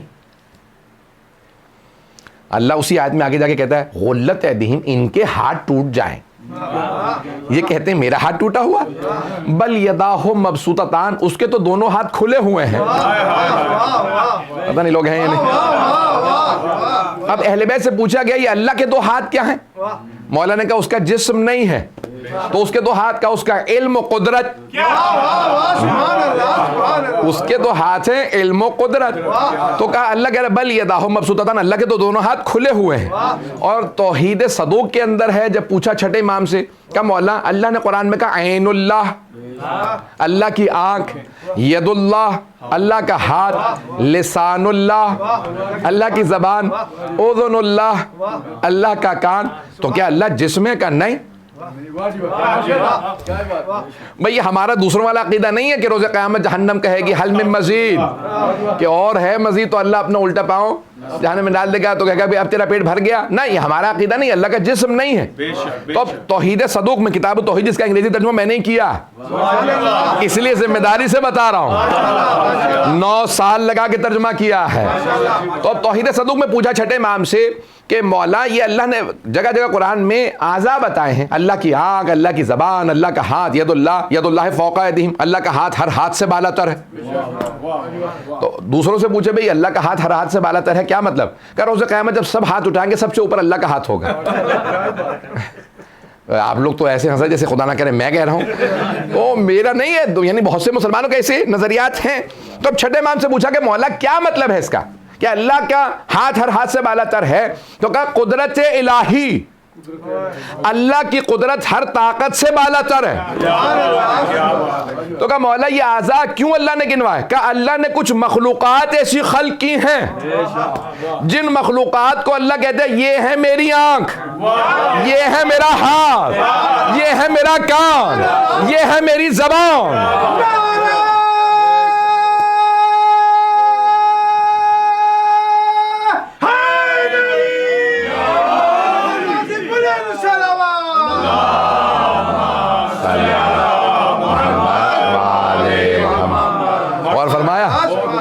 اللہ نے کچھ ایسی مخلوقات خلق کی ہیں کہ جن کو اللہ کہتا ہے یہ ہے میری زبان. جب وہ بولتے ہیں تو وہ نہیں بولتے, خدا ان کی زبان سے بولتا ہے. پتہ نہیں لوگ ہیں یا نہیں.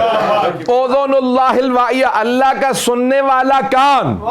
اب سمجھ میں آیا, ہم 14 سے جب مانگتے ہیں تو اللہ کا واسطہ دیتے ہیں, اللہ سے جب مانگتے ہیں تو 14 کا واسطہ دیتے ہیں.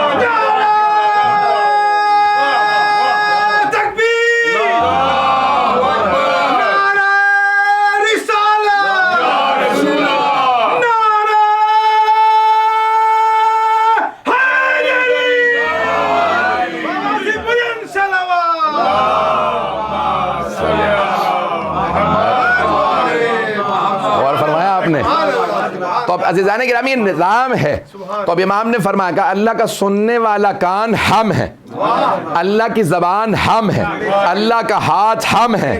یہ 14 وہ ہستی ہیں کہ جنہیں اللہ نے کہا یہ عین اللہ ہے. پتہ نہیں لوگ ہیں یا نہیں.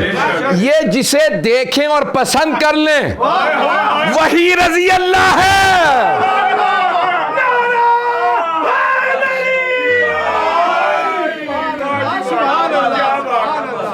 تو اللہ سبحانہ و تعالی عزیزان گرامی یہ اعضاء جو اللہ نے گنوائے, اللہ کا سننے والا کان, دیکھنے والی آنکھ, بولنے والی زبان. جب علی بولے تو اللہ کے لہجے میں بول رہے ہیں.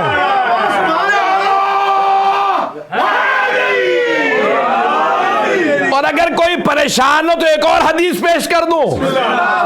مجھے معلوم ہے ٹی وی سے پوری دنیا میں جائے گا, جو پریشان ہے اور پریشان ہو.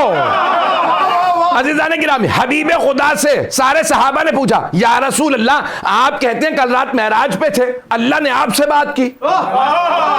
تو اللہ نے آپ سے کیسے بات کی؟ کہ اللہ نے مجھ سے جب بات کی تو میں نے بھی پوچھا یا اللہ انت کلمنی ام علی, پروردگارہ تو مجھ سے ہم کلام ہے یا علی؟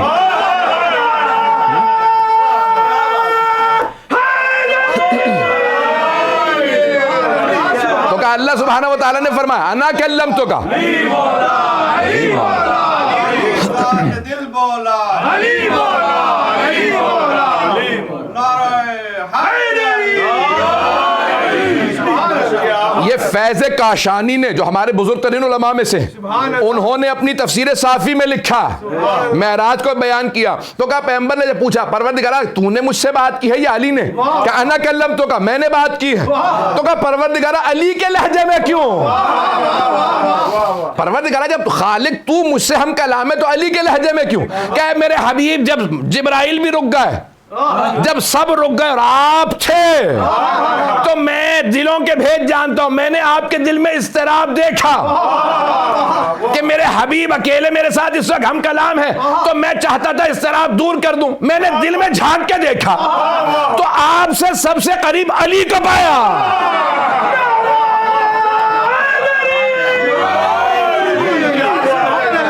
میں نے آپ سب سے قریب علی کو پایا، اس لیے میں نے علی کے لہجے میں کلام کیا۔ بھائی پتہ نہیں لوگ ہے یا نہیں ہے۔ تو اب یہاں حبیب خدا صحابہ کو بتا رہے ہیں، میں آپ کی دعاؤں کا محتاج ہوں۔ تو ایک مرتبہ وہاں پہ جناب صحابہ کرام سے اللہ کے رسول نے فرمایا کہ اللہ نے مجھ سے علی کے لہجے میں بات کی، میں نہیں کہہ رہا۔ تو اللہ کی زبان وہ جو اللہ کے لہجے میں بات کرے، جو دیکھ کے پسند کرے اسے رضی اللہ بنا دے، جس پہ غضبناک ہو اسے لعنت اللہ علیہ۔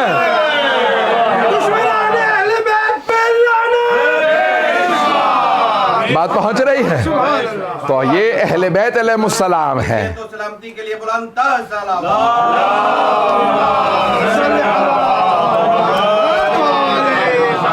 بات پہنچ رہی؟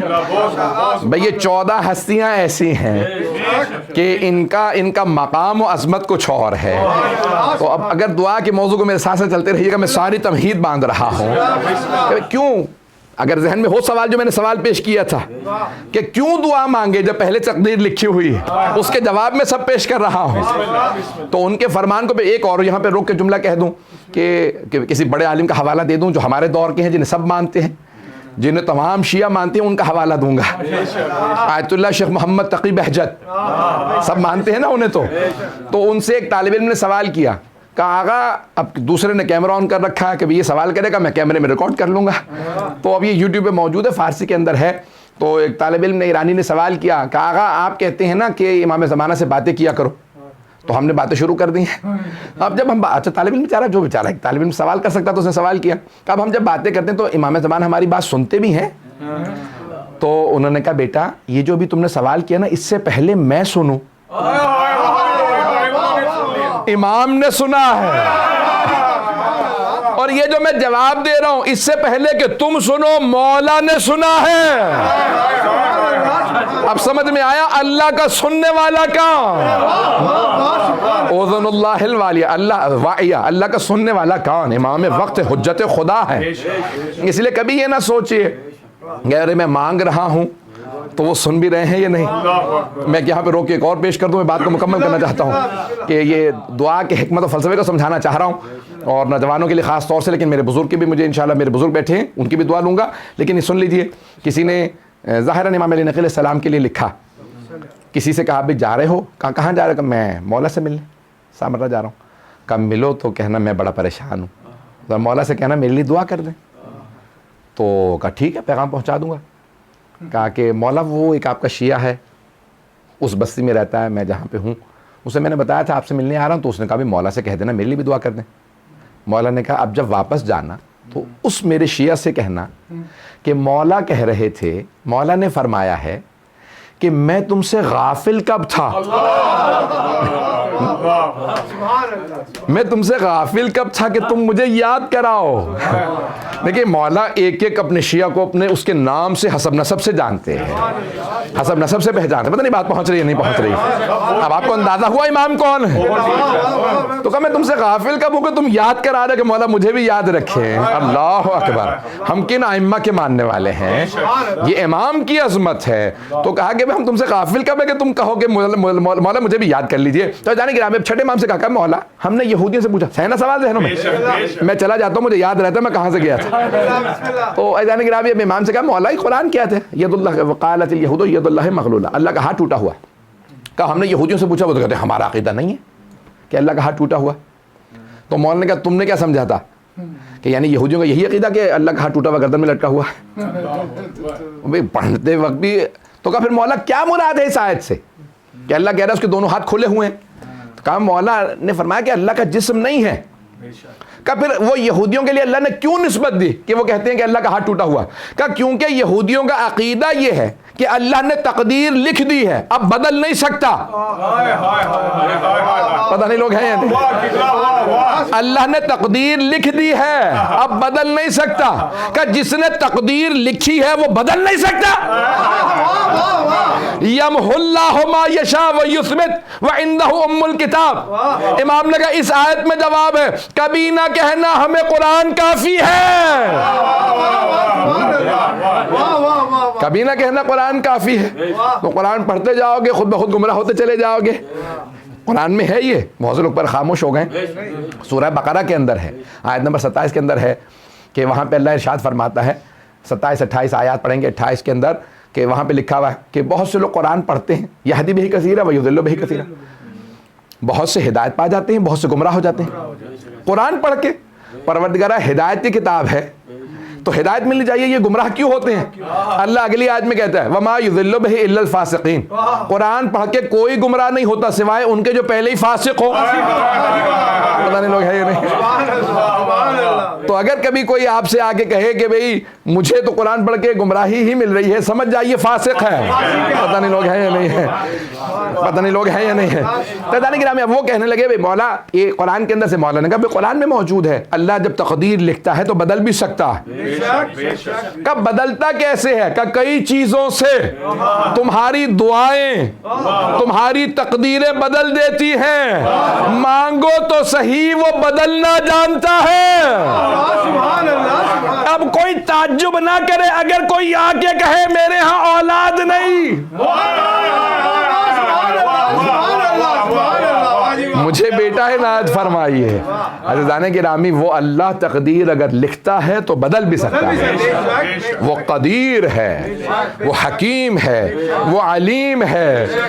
تو عزیزان گرامی اللہ سبحانہ و تعالیٰ نے کئی چیزیں ہیں جن سے تقدیر انسان جو ہے، ان میں سے ایک ہے دعا، دوسرے ہے صدقہ. ہے نا ذہنوں میں صدقہ کہ ذہنوں میں بڑا مشہور معروف روایت ہے، آپ نے سن رکھی ہوگی کہ جناب عیسیٰ گزر رہے تھے اور دیکھا کہ بھئی وہاں پہ شادی ہو رہی ہے، تو کہا بھئی آج رو یہاں خوشی منا رہے ہیں، کل یہاں غم ہوگا. تو حواریوں نے کہا کیوں؟ کہا کیونکہ دولہا دلہن جو ہے مر جائیں گے آج رات. اگلے دن ہمارے پھر واپس آئے تو پھر بھی خوشی تھی. تو کہا اے نبی اللہ آپ نے کہا تھا یہاں غم ہوگا. تو کہا پروردگارہ تو نے مجھے خبر دی تھی. کہا ہاں جا کے دیکھو گے تو دولہا دلہن کے بستر تلے ایک سانپ ہے، اس نے انہیں ڈسنا تھا لیکن انہوں نے صدقہ نکال دیا تھا، میں نے اس سانپ کو مہلت ہی نہیں دی کہ وہ ڈس سکے. پتہ نہیں لوگ ہیں یا نہیں ہے، پتہ نہیں لوگ ہیں یا نہیں ہے. تو دعائیں صدقات تقدیر بدل سکتے ہیں. ارے جب دعا تقدیر بدل سکتی ہے، صدقہ خیرات تقدیر بدل سکتا ہے. کچھ لوگ پہنچ گئے ہیں. جب دعا صدقہ خیرات تقدیر بدل سکتا ہے تو پھر تعجب نہ کرنا حسین کی زری.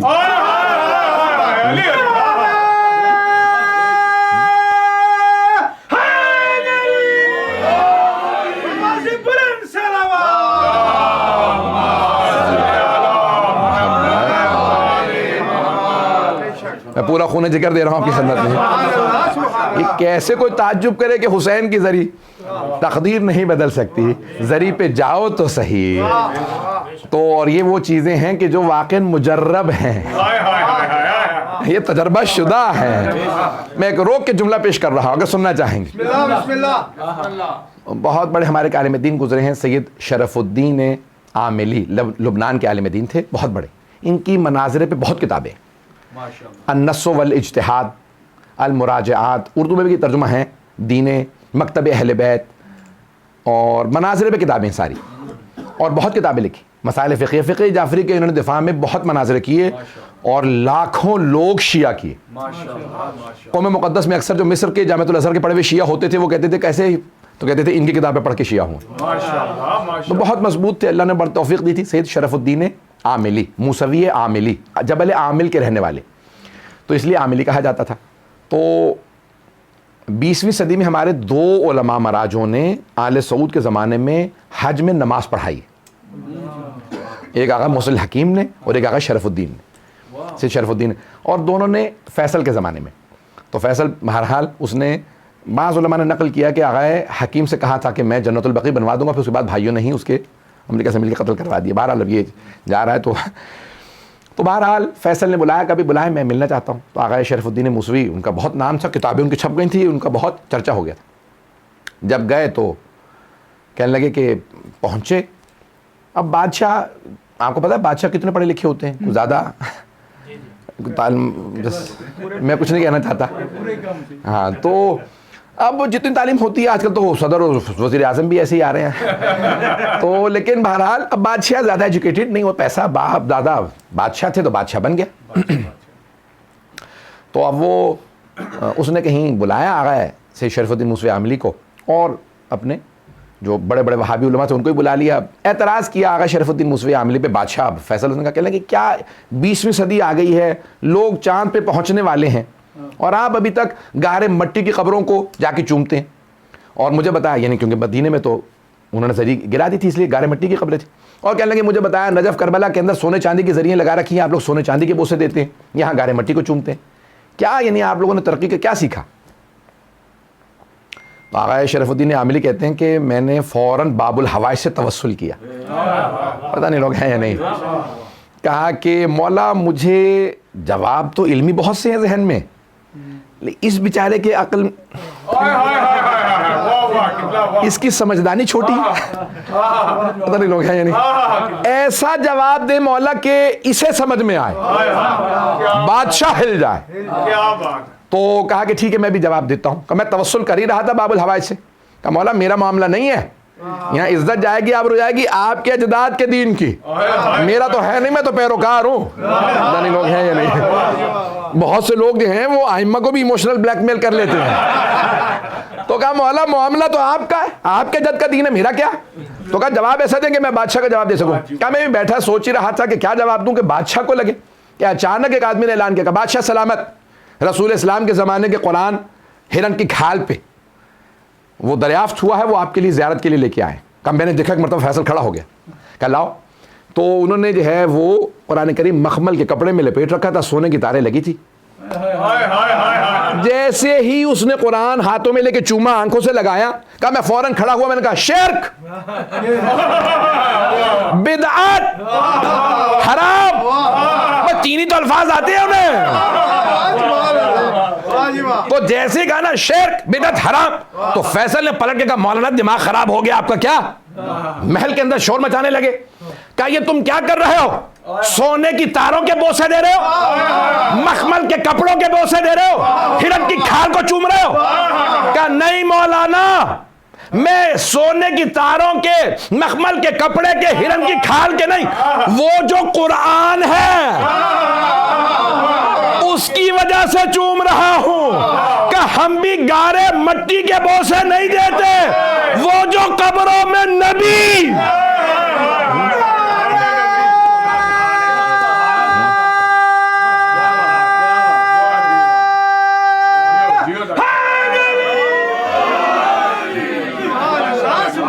کہا وہ جو قبر مطہر میں نبی و آل نبی ہیں, ہم ان کی وجہ سے بوسے دیتے ہیں.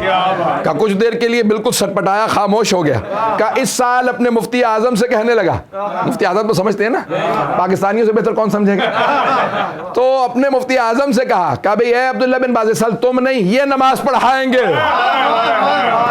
کہا انہوں نے ایسا جواب دیا کہ دل کو لگ رہا ہے کہ آج قرآن آ جائے اور جو صاحب قرآن ہو, پتہ نہیں لوگ ہیں یا نہیں, جو صاحب قرآن ہو اسے نہیں چومو گے, اور جو وارث قرآن ہو.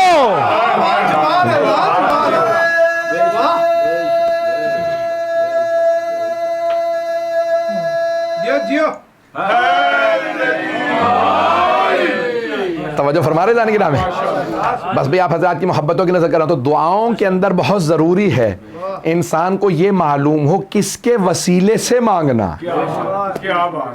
صحیح وسیلہ دینا بڑا ضروری ہے. ہاں ہمارے ایک وہ سید بھائی کہہ رہے ہیں کہ صحیح پوسٹ کوڈ ہونا ضروری ہے. لندن میں اگر صحیح پوسٹ کوڈ نہ ہو تو انسان گم ہو جاتا ہے. تھوڑا سا غور کیجیے گا, صحیح واسطہ دینا, صحیح وسیلہ تلاش کرنا, یہ بڑا ضروری ہے. قرآن کی آیت ہے سورہ مائدہ کی آیت نمبر 35, 5واں سورہ ہے, آیت نمبر 35. یا ایھا الذین آمنوا اتقوا اللہ وابتغوا الیہ الوسیلہ.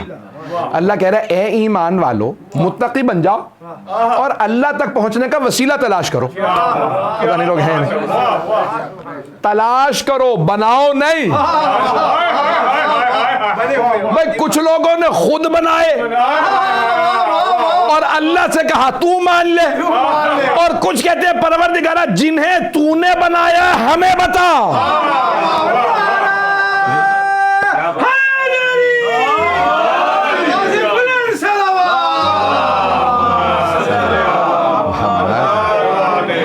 پہنچ گئے ہیں, مجھے نہیں معلوم سب پہنچے ہیں یا نہیں پہنچے؟ بھائی میں تھوڑی سی اور وضاحت کر دیتا ہوں. قرآن کے اندر آیت ہے کہ جب اگر اے میرے حبیب یہ جو بت پرست ہے نا ان سے اگر آپ پوچھیں گے بتوں کی پوجا کیوں کرتے ہو تو یہ کہیں گے ہاں اولئک شفاعنا الی اللہ، یہ اللہ تک ہمارے شفیع ہیں، شفاعت کرنے والے ہیں. بت پرستوں نے خود ہی بت بنائے، خود بنائے اور کہا پروردگارا انہیں مان لے یہ تجھ تک پہنچنے کا وسیلہ ہے. بھئی ایک بات واضح ہو گئی، سب وسیلے کو مانتے ہیں، مشرک بھی موحد بھی، فرق یہ ہے کچھ خود بنا کے مانتے ہیں. میں الفاظ پلٹ کے کہہ دوں، کچھ خود ساختہ وسیلے مانتے ہیں، کچھ خدا ساختہ وسیلے مانتے ہیں.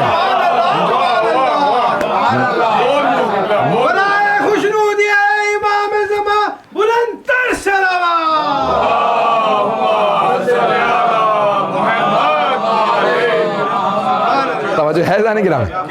کچھ لوگ بنا لیتے ہیں پھر اللہ سے کہتے ہیں ہم نے بنا لیا. مجھے وہ کہتے ہیں ہندو یہ کہتے ہیں ہم اوپر والا ایک ہی ہے. میری ایک مرتبہ ایک ہندو سے بات ہو رہی تھی، میں نے کہا کتنے خدا؟ کہنے لگے اوپر والا تو ایک ہی ہے. پتہ نہیں لوگ ہیں یا نہیں، اس سے پہلے مجھے بھی کلیئر نہیں تھا، بہت مدتوں کی بات ہے.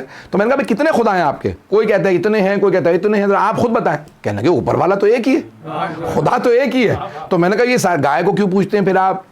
ہاتھی یعنی وہ بنمانس یعنی وہ بندر ہوتا ہے ان کا، ہنومان، گنپتی مثال کے طور پہ ہاتھی، اتنے میں نے کہا نام ہی نہیں یاد ہوتے، اتنے زیادہ خدا ہیں. تو میں نے کہا یہ سب کیا ہیں؟ کہ یہ خدا نہیں ہے، جس کو جہاں نظر آ جائے وہ اس کے لیے خدا تک پہنچنے کا وسیلہ. کسی کو گائے میں نظر آئے، کسی کو بندر میں نظر آ جائے، کسی کو ہاتھی میں، کسی کو سانپ میں، جس کو جہاں خدا نظر آئے وہ خدا تک پہنچنے کا اس کا وسیلہ. پتہ نہیں لوگ ہیں یا نہیں ہیں. کچھ لوگوں نے بندر، ہاتھی، گائے میں، کچھ نے ان جیسوں میں وسیلے بنا لیے. ہم خود بنا کے نہیں، پروردگارہ تو نے جسے بنایا تو بتا.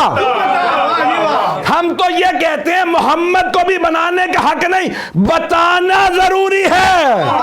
انہوں نے یہ نہیں کہا غدیر میں علی کو بنا رہا ہوں، میں بتا رہا ہوں بنایا اللہ نے ہے.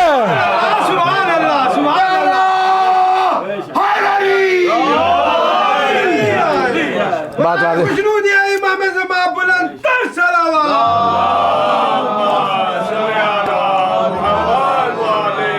بات واضح ہو رہی ہے عزیزان گرامی.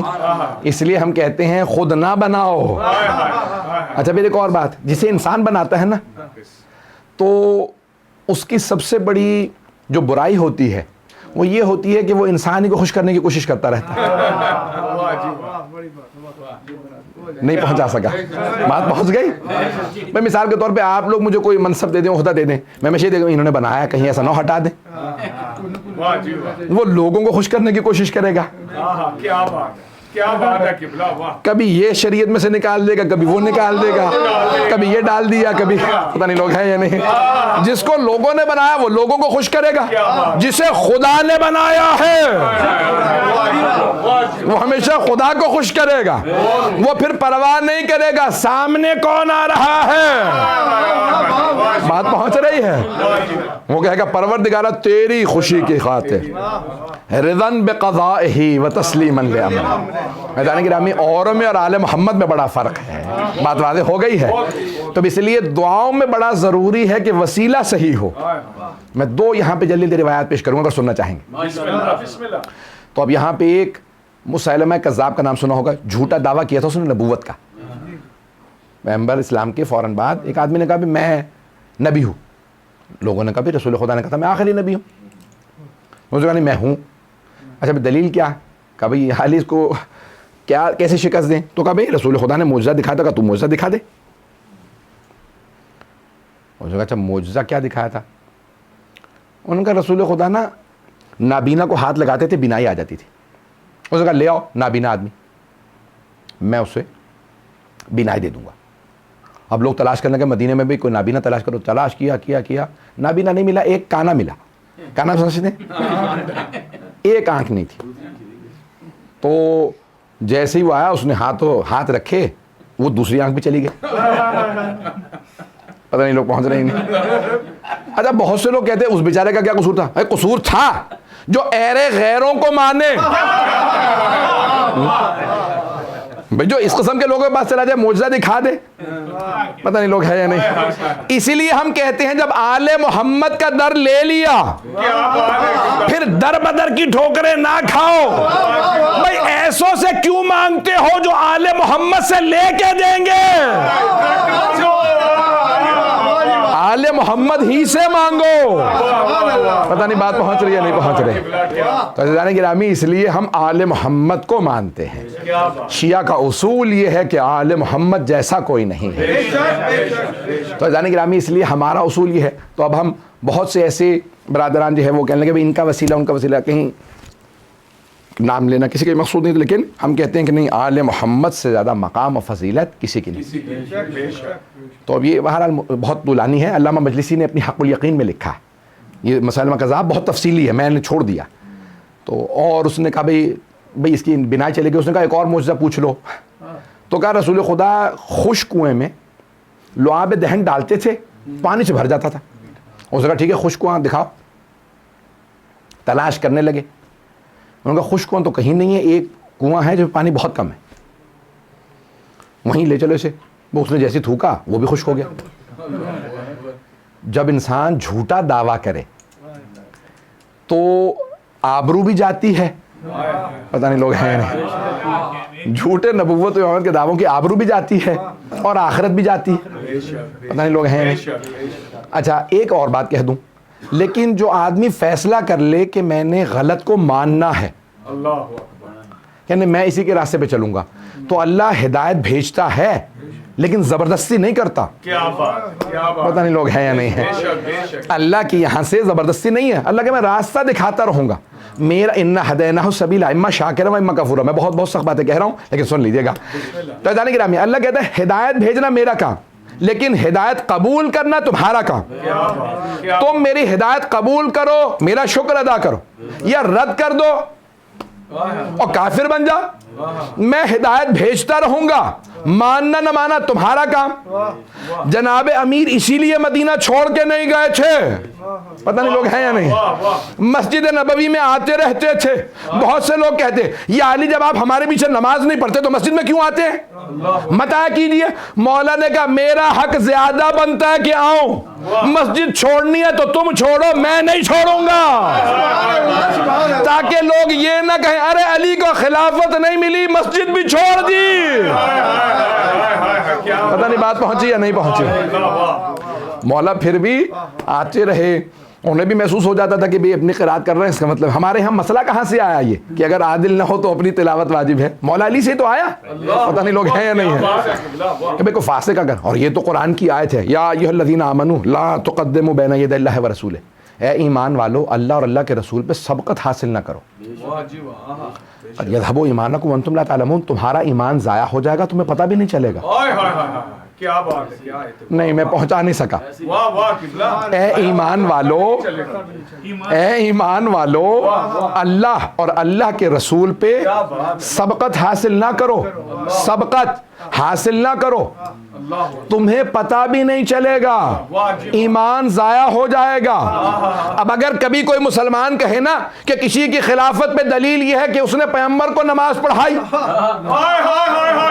تو کہنا اولاً تو پڑھائی نہیں, اور اگر پڑھائی ہے تو پھر بے ایمان ہو گئے.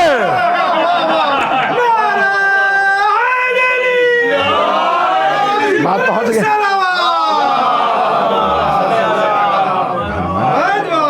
بات واضح ہو گئی. میں نے جواب تو دے دیا ہے. عزیزان گرامی یہ پورا قرآن کریم اہل بیت علیہ السلام کی عظمت روشن کرتا رہے گا. آل محمد کا کردار قرآن کو روشن کرتا رہے گا. ہم قرآن و اہل بیت کا ماننے والے ہیں, تو اس لیے دعا کے بھی اصول ہیں. جب مانگنے آؤ تو اس انداز سے مانگو کہ انسان کی زبان نہ بولے, آنسو بتائیں یہ مانگ رہا ہے, آنکھیں بتائیں کہ یہ کچھ مانگنے کے لیے بیٹھا ہے. میں اس پہ چند دن پہلے پیش کر چکا ہوں تو اس لیے آج نہیں پڑھوں گا.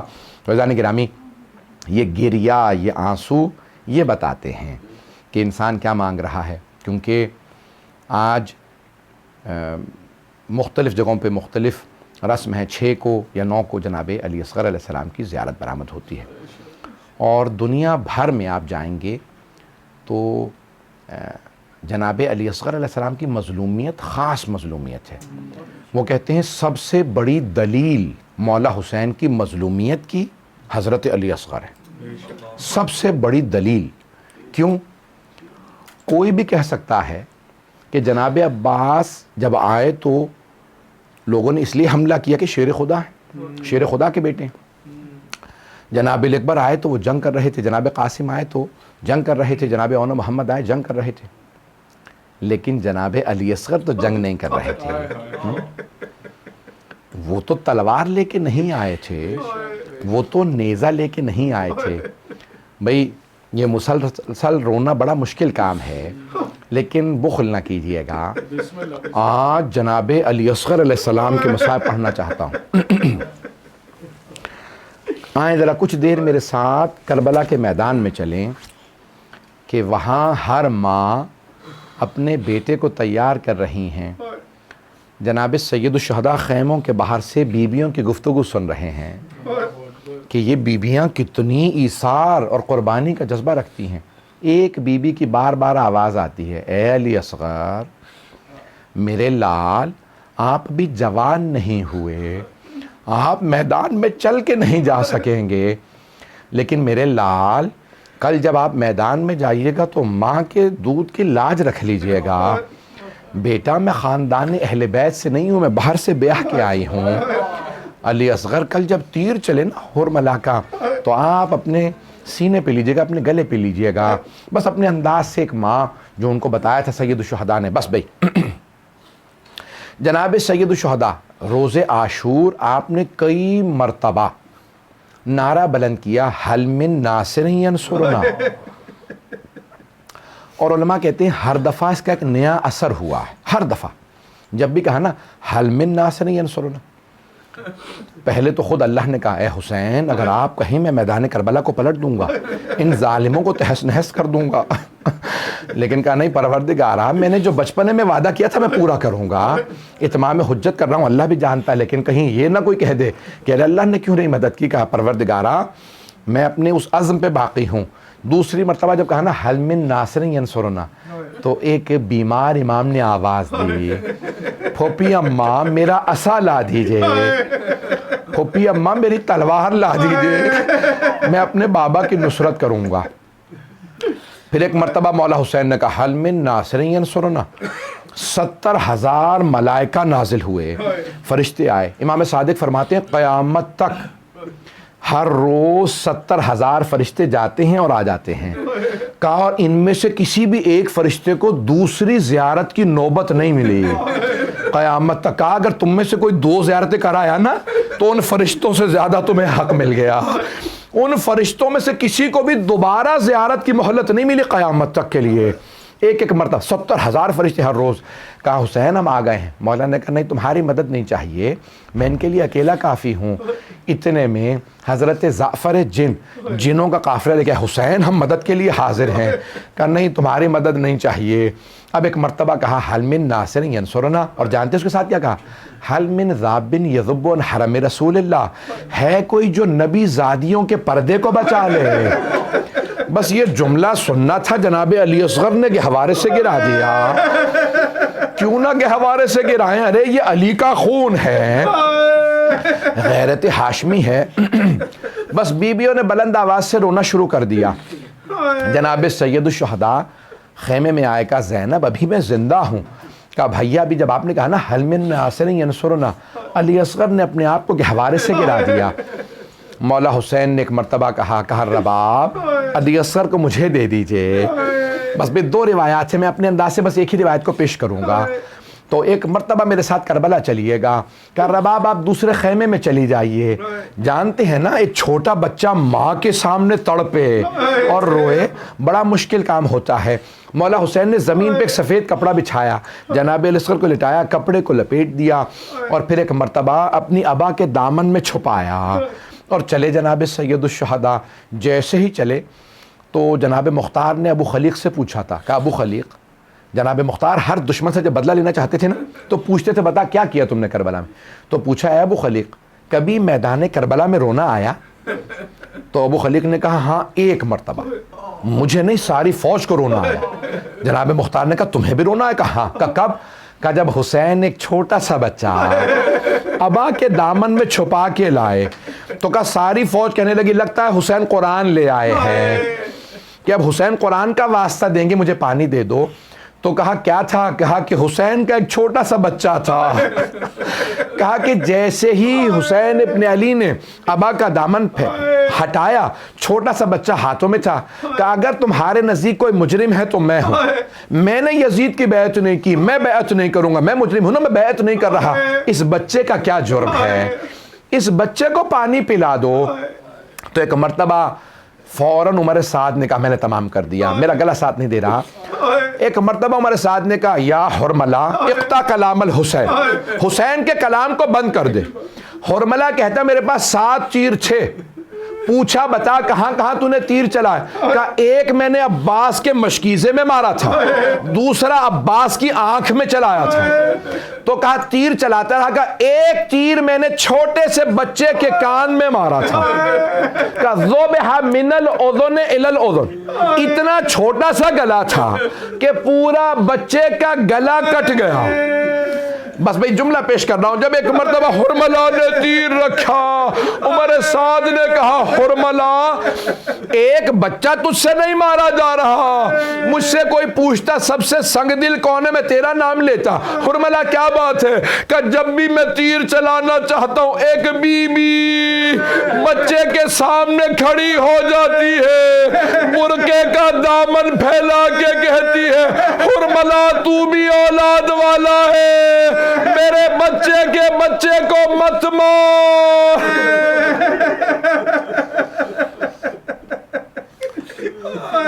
الا لعنت اللہ علی القوم الظالمین وسیعلم الذین ظلموا ای منقلب ینقلبون۔ بس بھئی اس سے پہلے کہ ماتم کے لیے کہوں 2 دعا کے جملے کہوں گا، ہاتھوں کو بلند کیجئے گا، ہر دعا مستجاب ہے۔ آج مظلوم کربلا کی مظلومیت کی دلیل کے مصائب ہیں نا، آپ کے گھروں میں بھی چھوٹے بچے ہیں، جانتے ہیں کیا کیا مولا حسین نے؟ ابا کے دامن میں چھپا لیا دوبارہ۔ اور کسی بھی شہید کربلا کے لیے مولا نے ایسا نہیں کیا جیسے جناب علی اصغر کے لیے، جانتے کیا کیا؟ 7 قدم آگے لیتے تھے، 7 قدم پیچھے لیتے تھے، اور رو رو کے کہتے جاتے تھے انا للہ و انا الیہ راجعون رضا بقضائہ و تسلیما لامرہ۔ میں سوچتا تھا مولا کیوں اتنی مرتبہ آپ نے 7 قدم آگے لیے 7 قدم پیچھے؟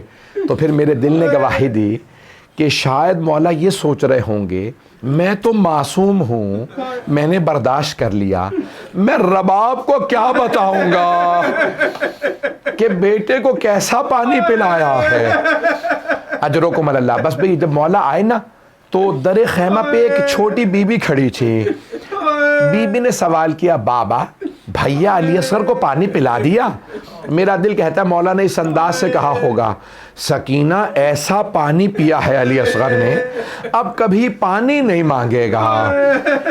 پروردگارا تجھے واسطہ ہے اس لاشے کا، میں ایک سخت جملہ کہنے والا ہوں مجھے معاف کر دیجیے۔ پروردگارا جب 11 محرم کو لاشیں پامال کی جانے والے تھے، ہر شہید کا لاشا اٹھا لیا گیا، ہر شہید کا، صرف 2 لاشیں پامال ہوئے، ایک مولا حسین کا، دوسرا جناب علی اصغر کا۔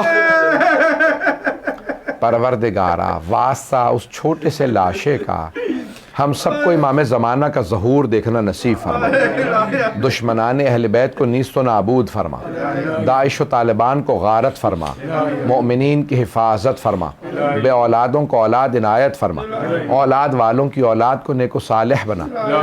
پروردگارانی امام بارگاہوں کو ترقی عنایت فرما، خدمت کرنے والوں کی توفیقات میں اضافہ فرما، ہمارے تمام عزاداروں کی حفاظت فرما، ہمارے مقامات مقدسہ کی حفاظت فرما۔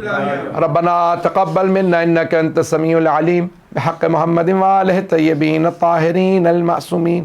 شام ہو گئی میں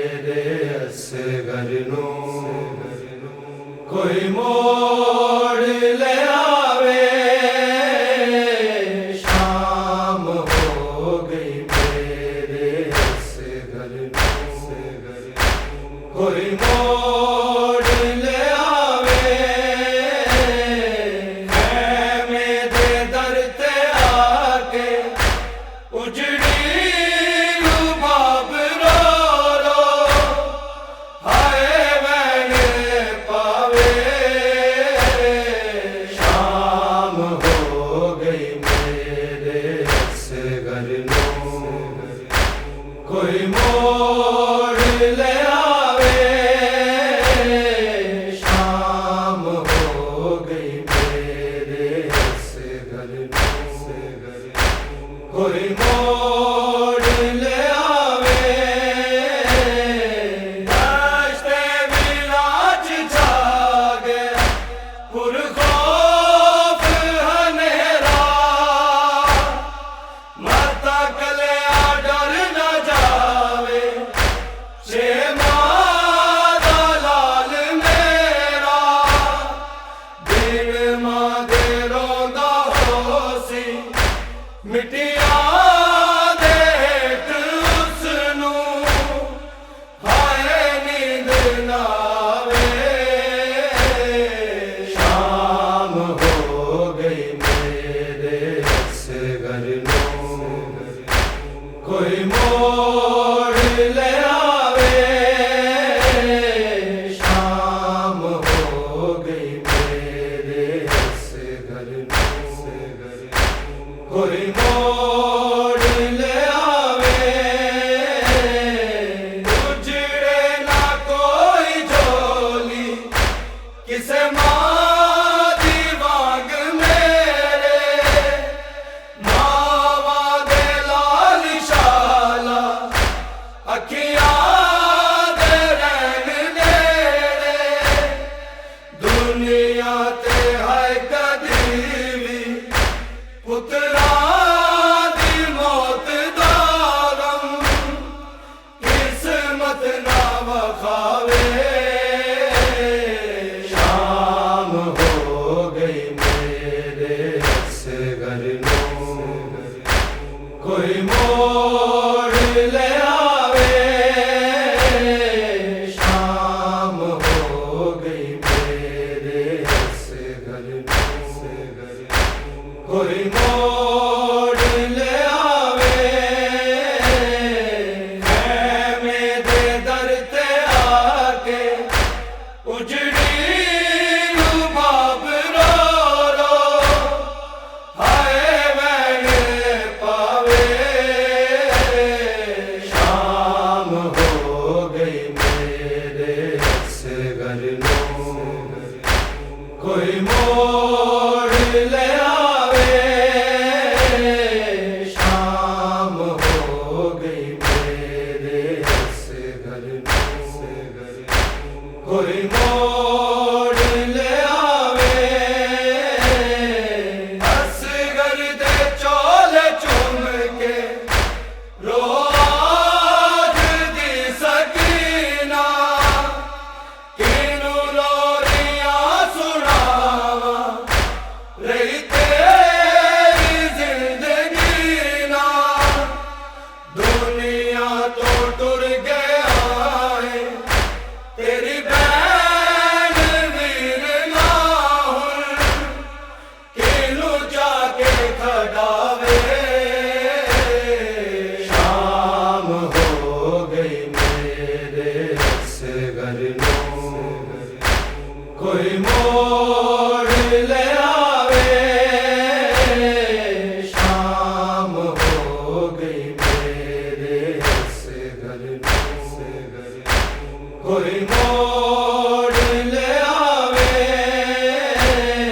نیزے دے نال برآمد تیری لاش کرنی لوکاں اس گل نو سوچ کے میں ہجوان کیویں روکاں ہن بچڑا تیرا بابا کربل چ کیڑی تھاں تے تیری قبر بناوے شام ہو گئی میرے اصغر نو کوئی موڑ لے آوے شام ہو گئی میرے اصغر نو کوئی موڑ لے آوے خیمے دے در تے آ کے اجڑی باب رو رو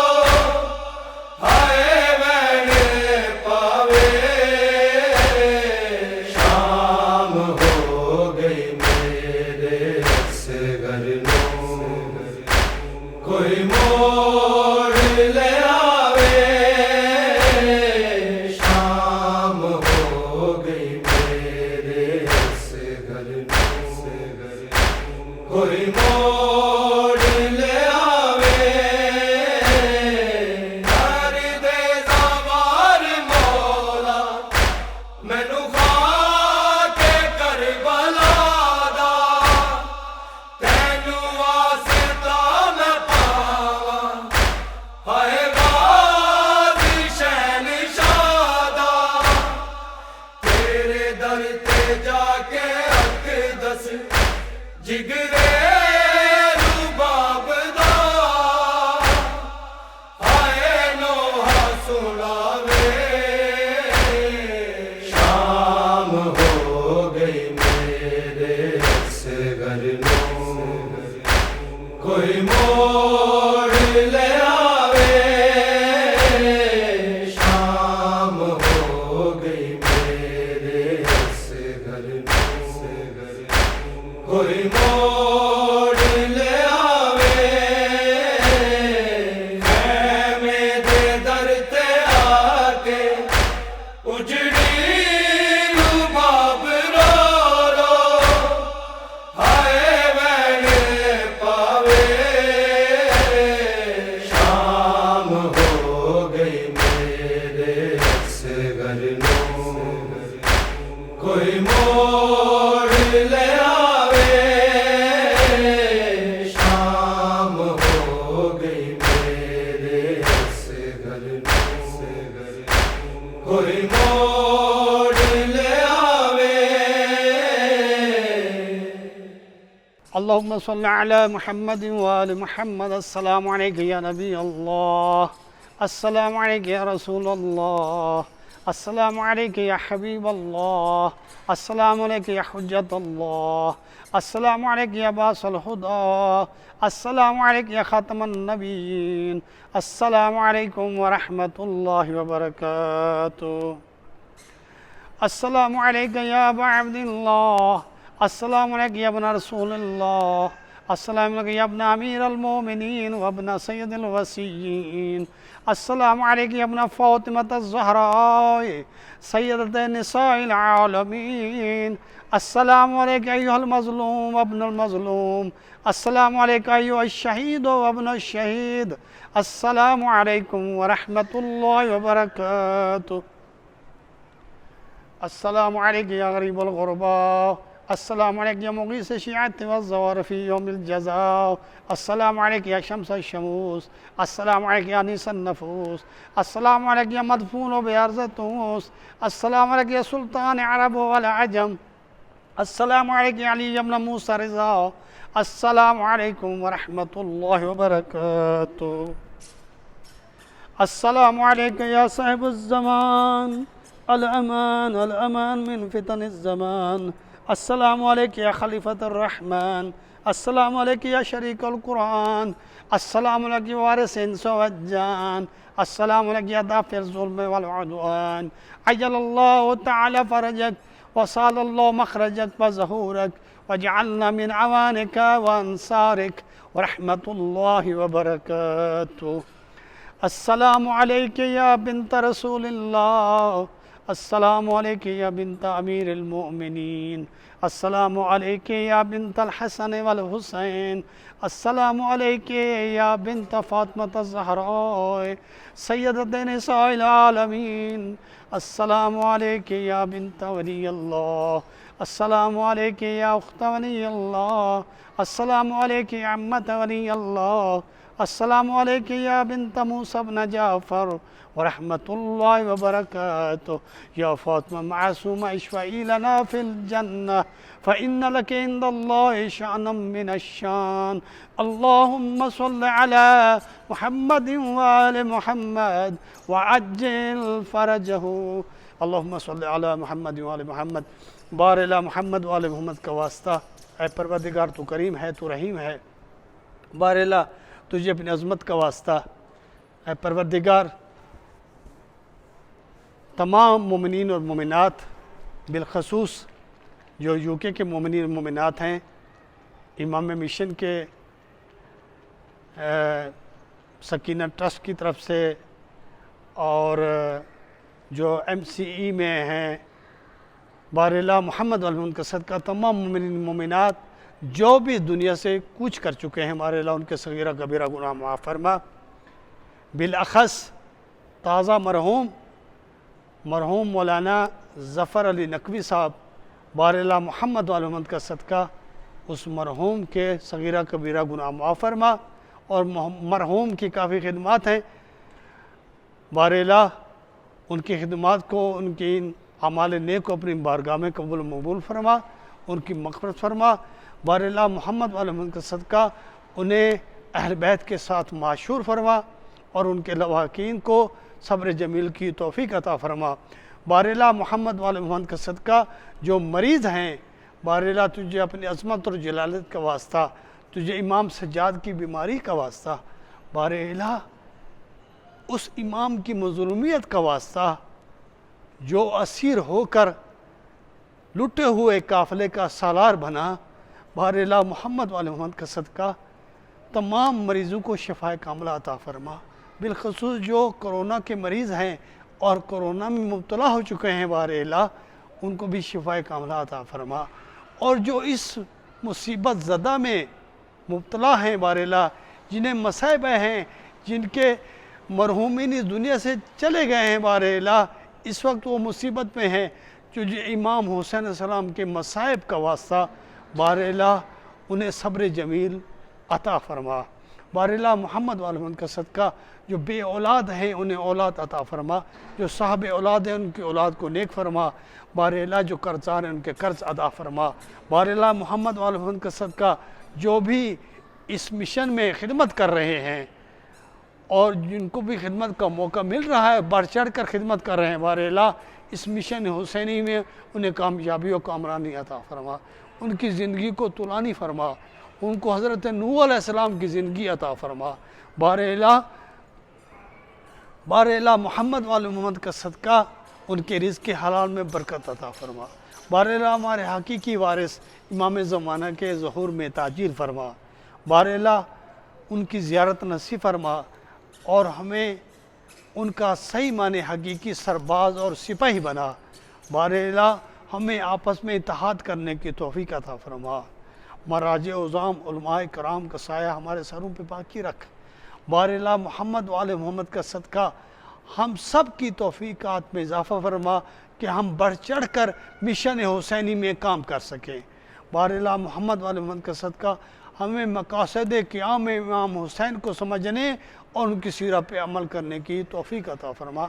اللہم تقبل دعا انک انت سمیع علیم، والحمد للہ رب العالمین، والسلام علیکم ورحمۃ اللہ وبرکاتہ۔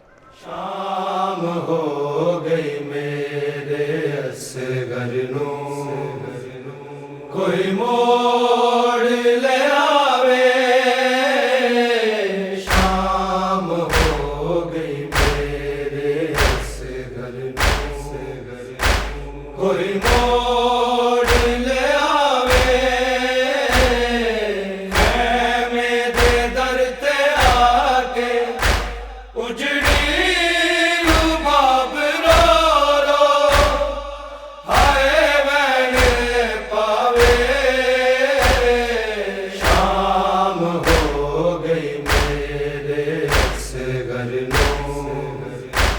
کوئی موڑ لے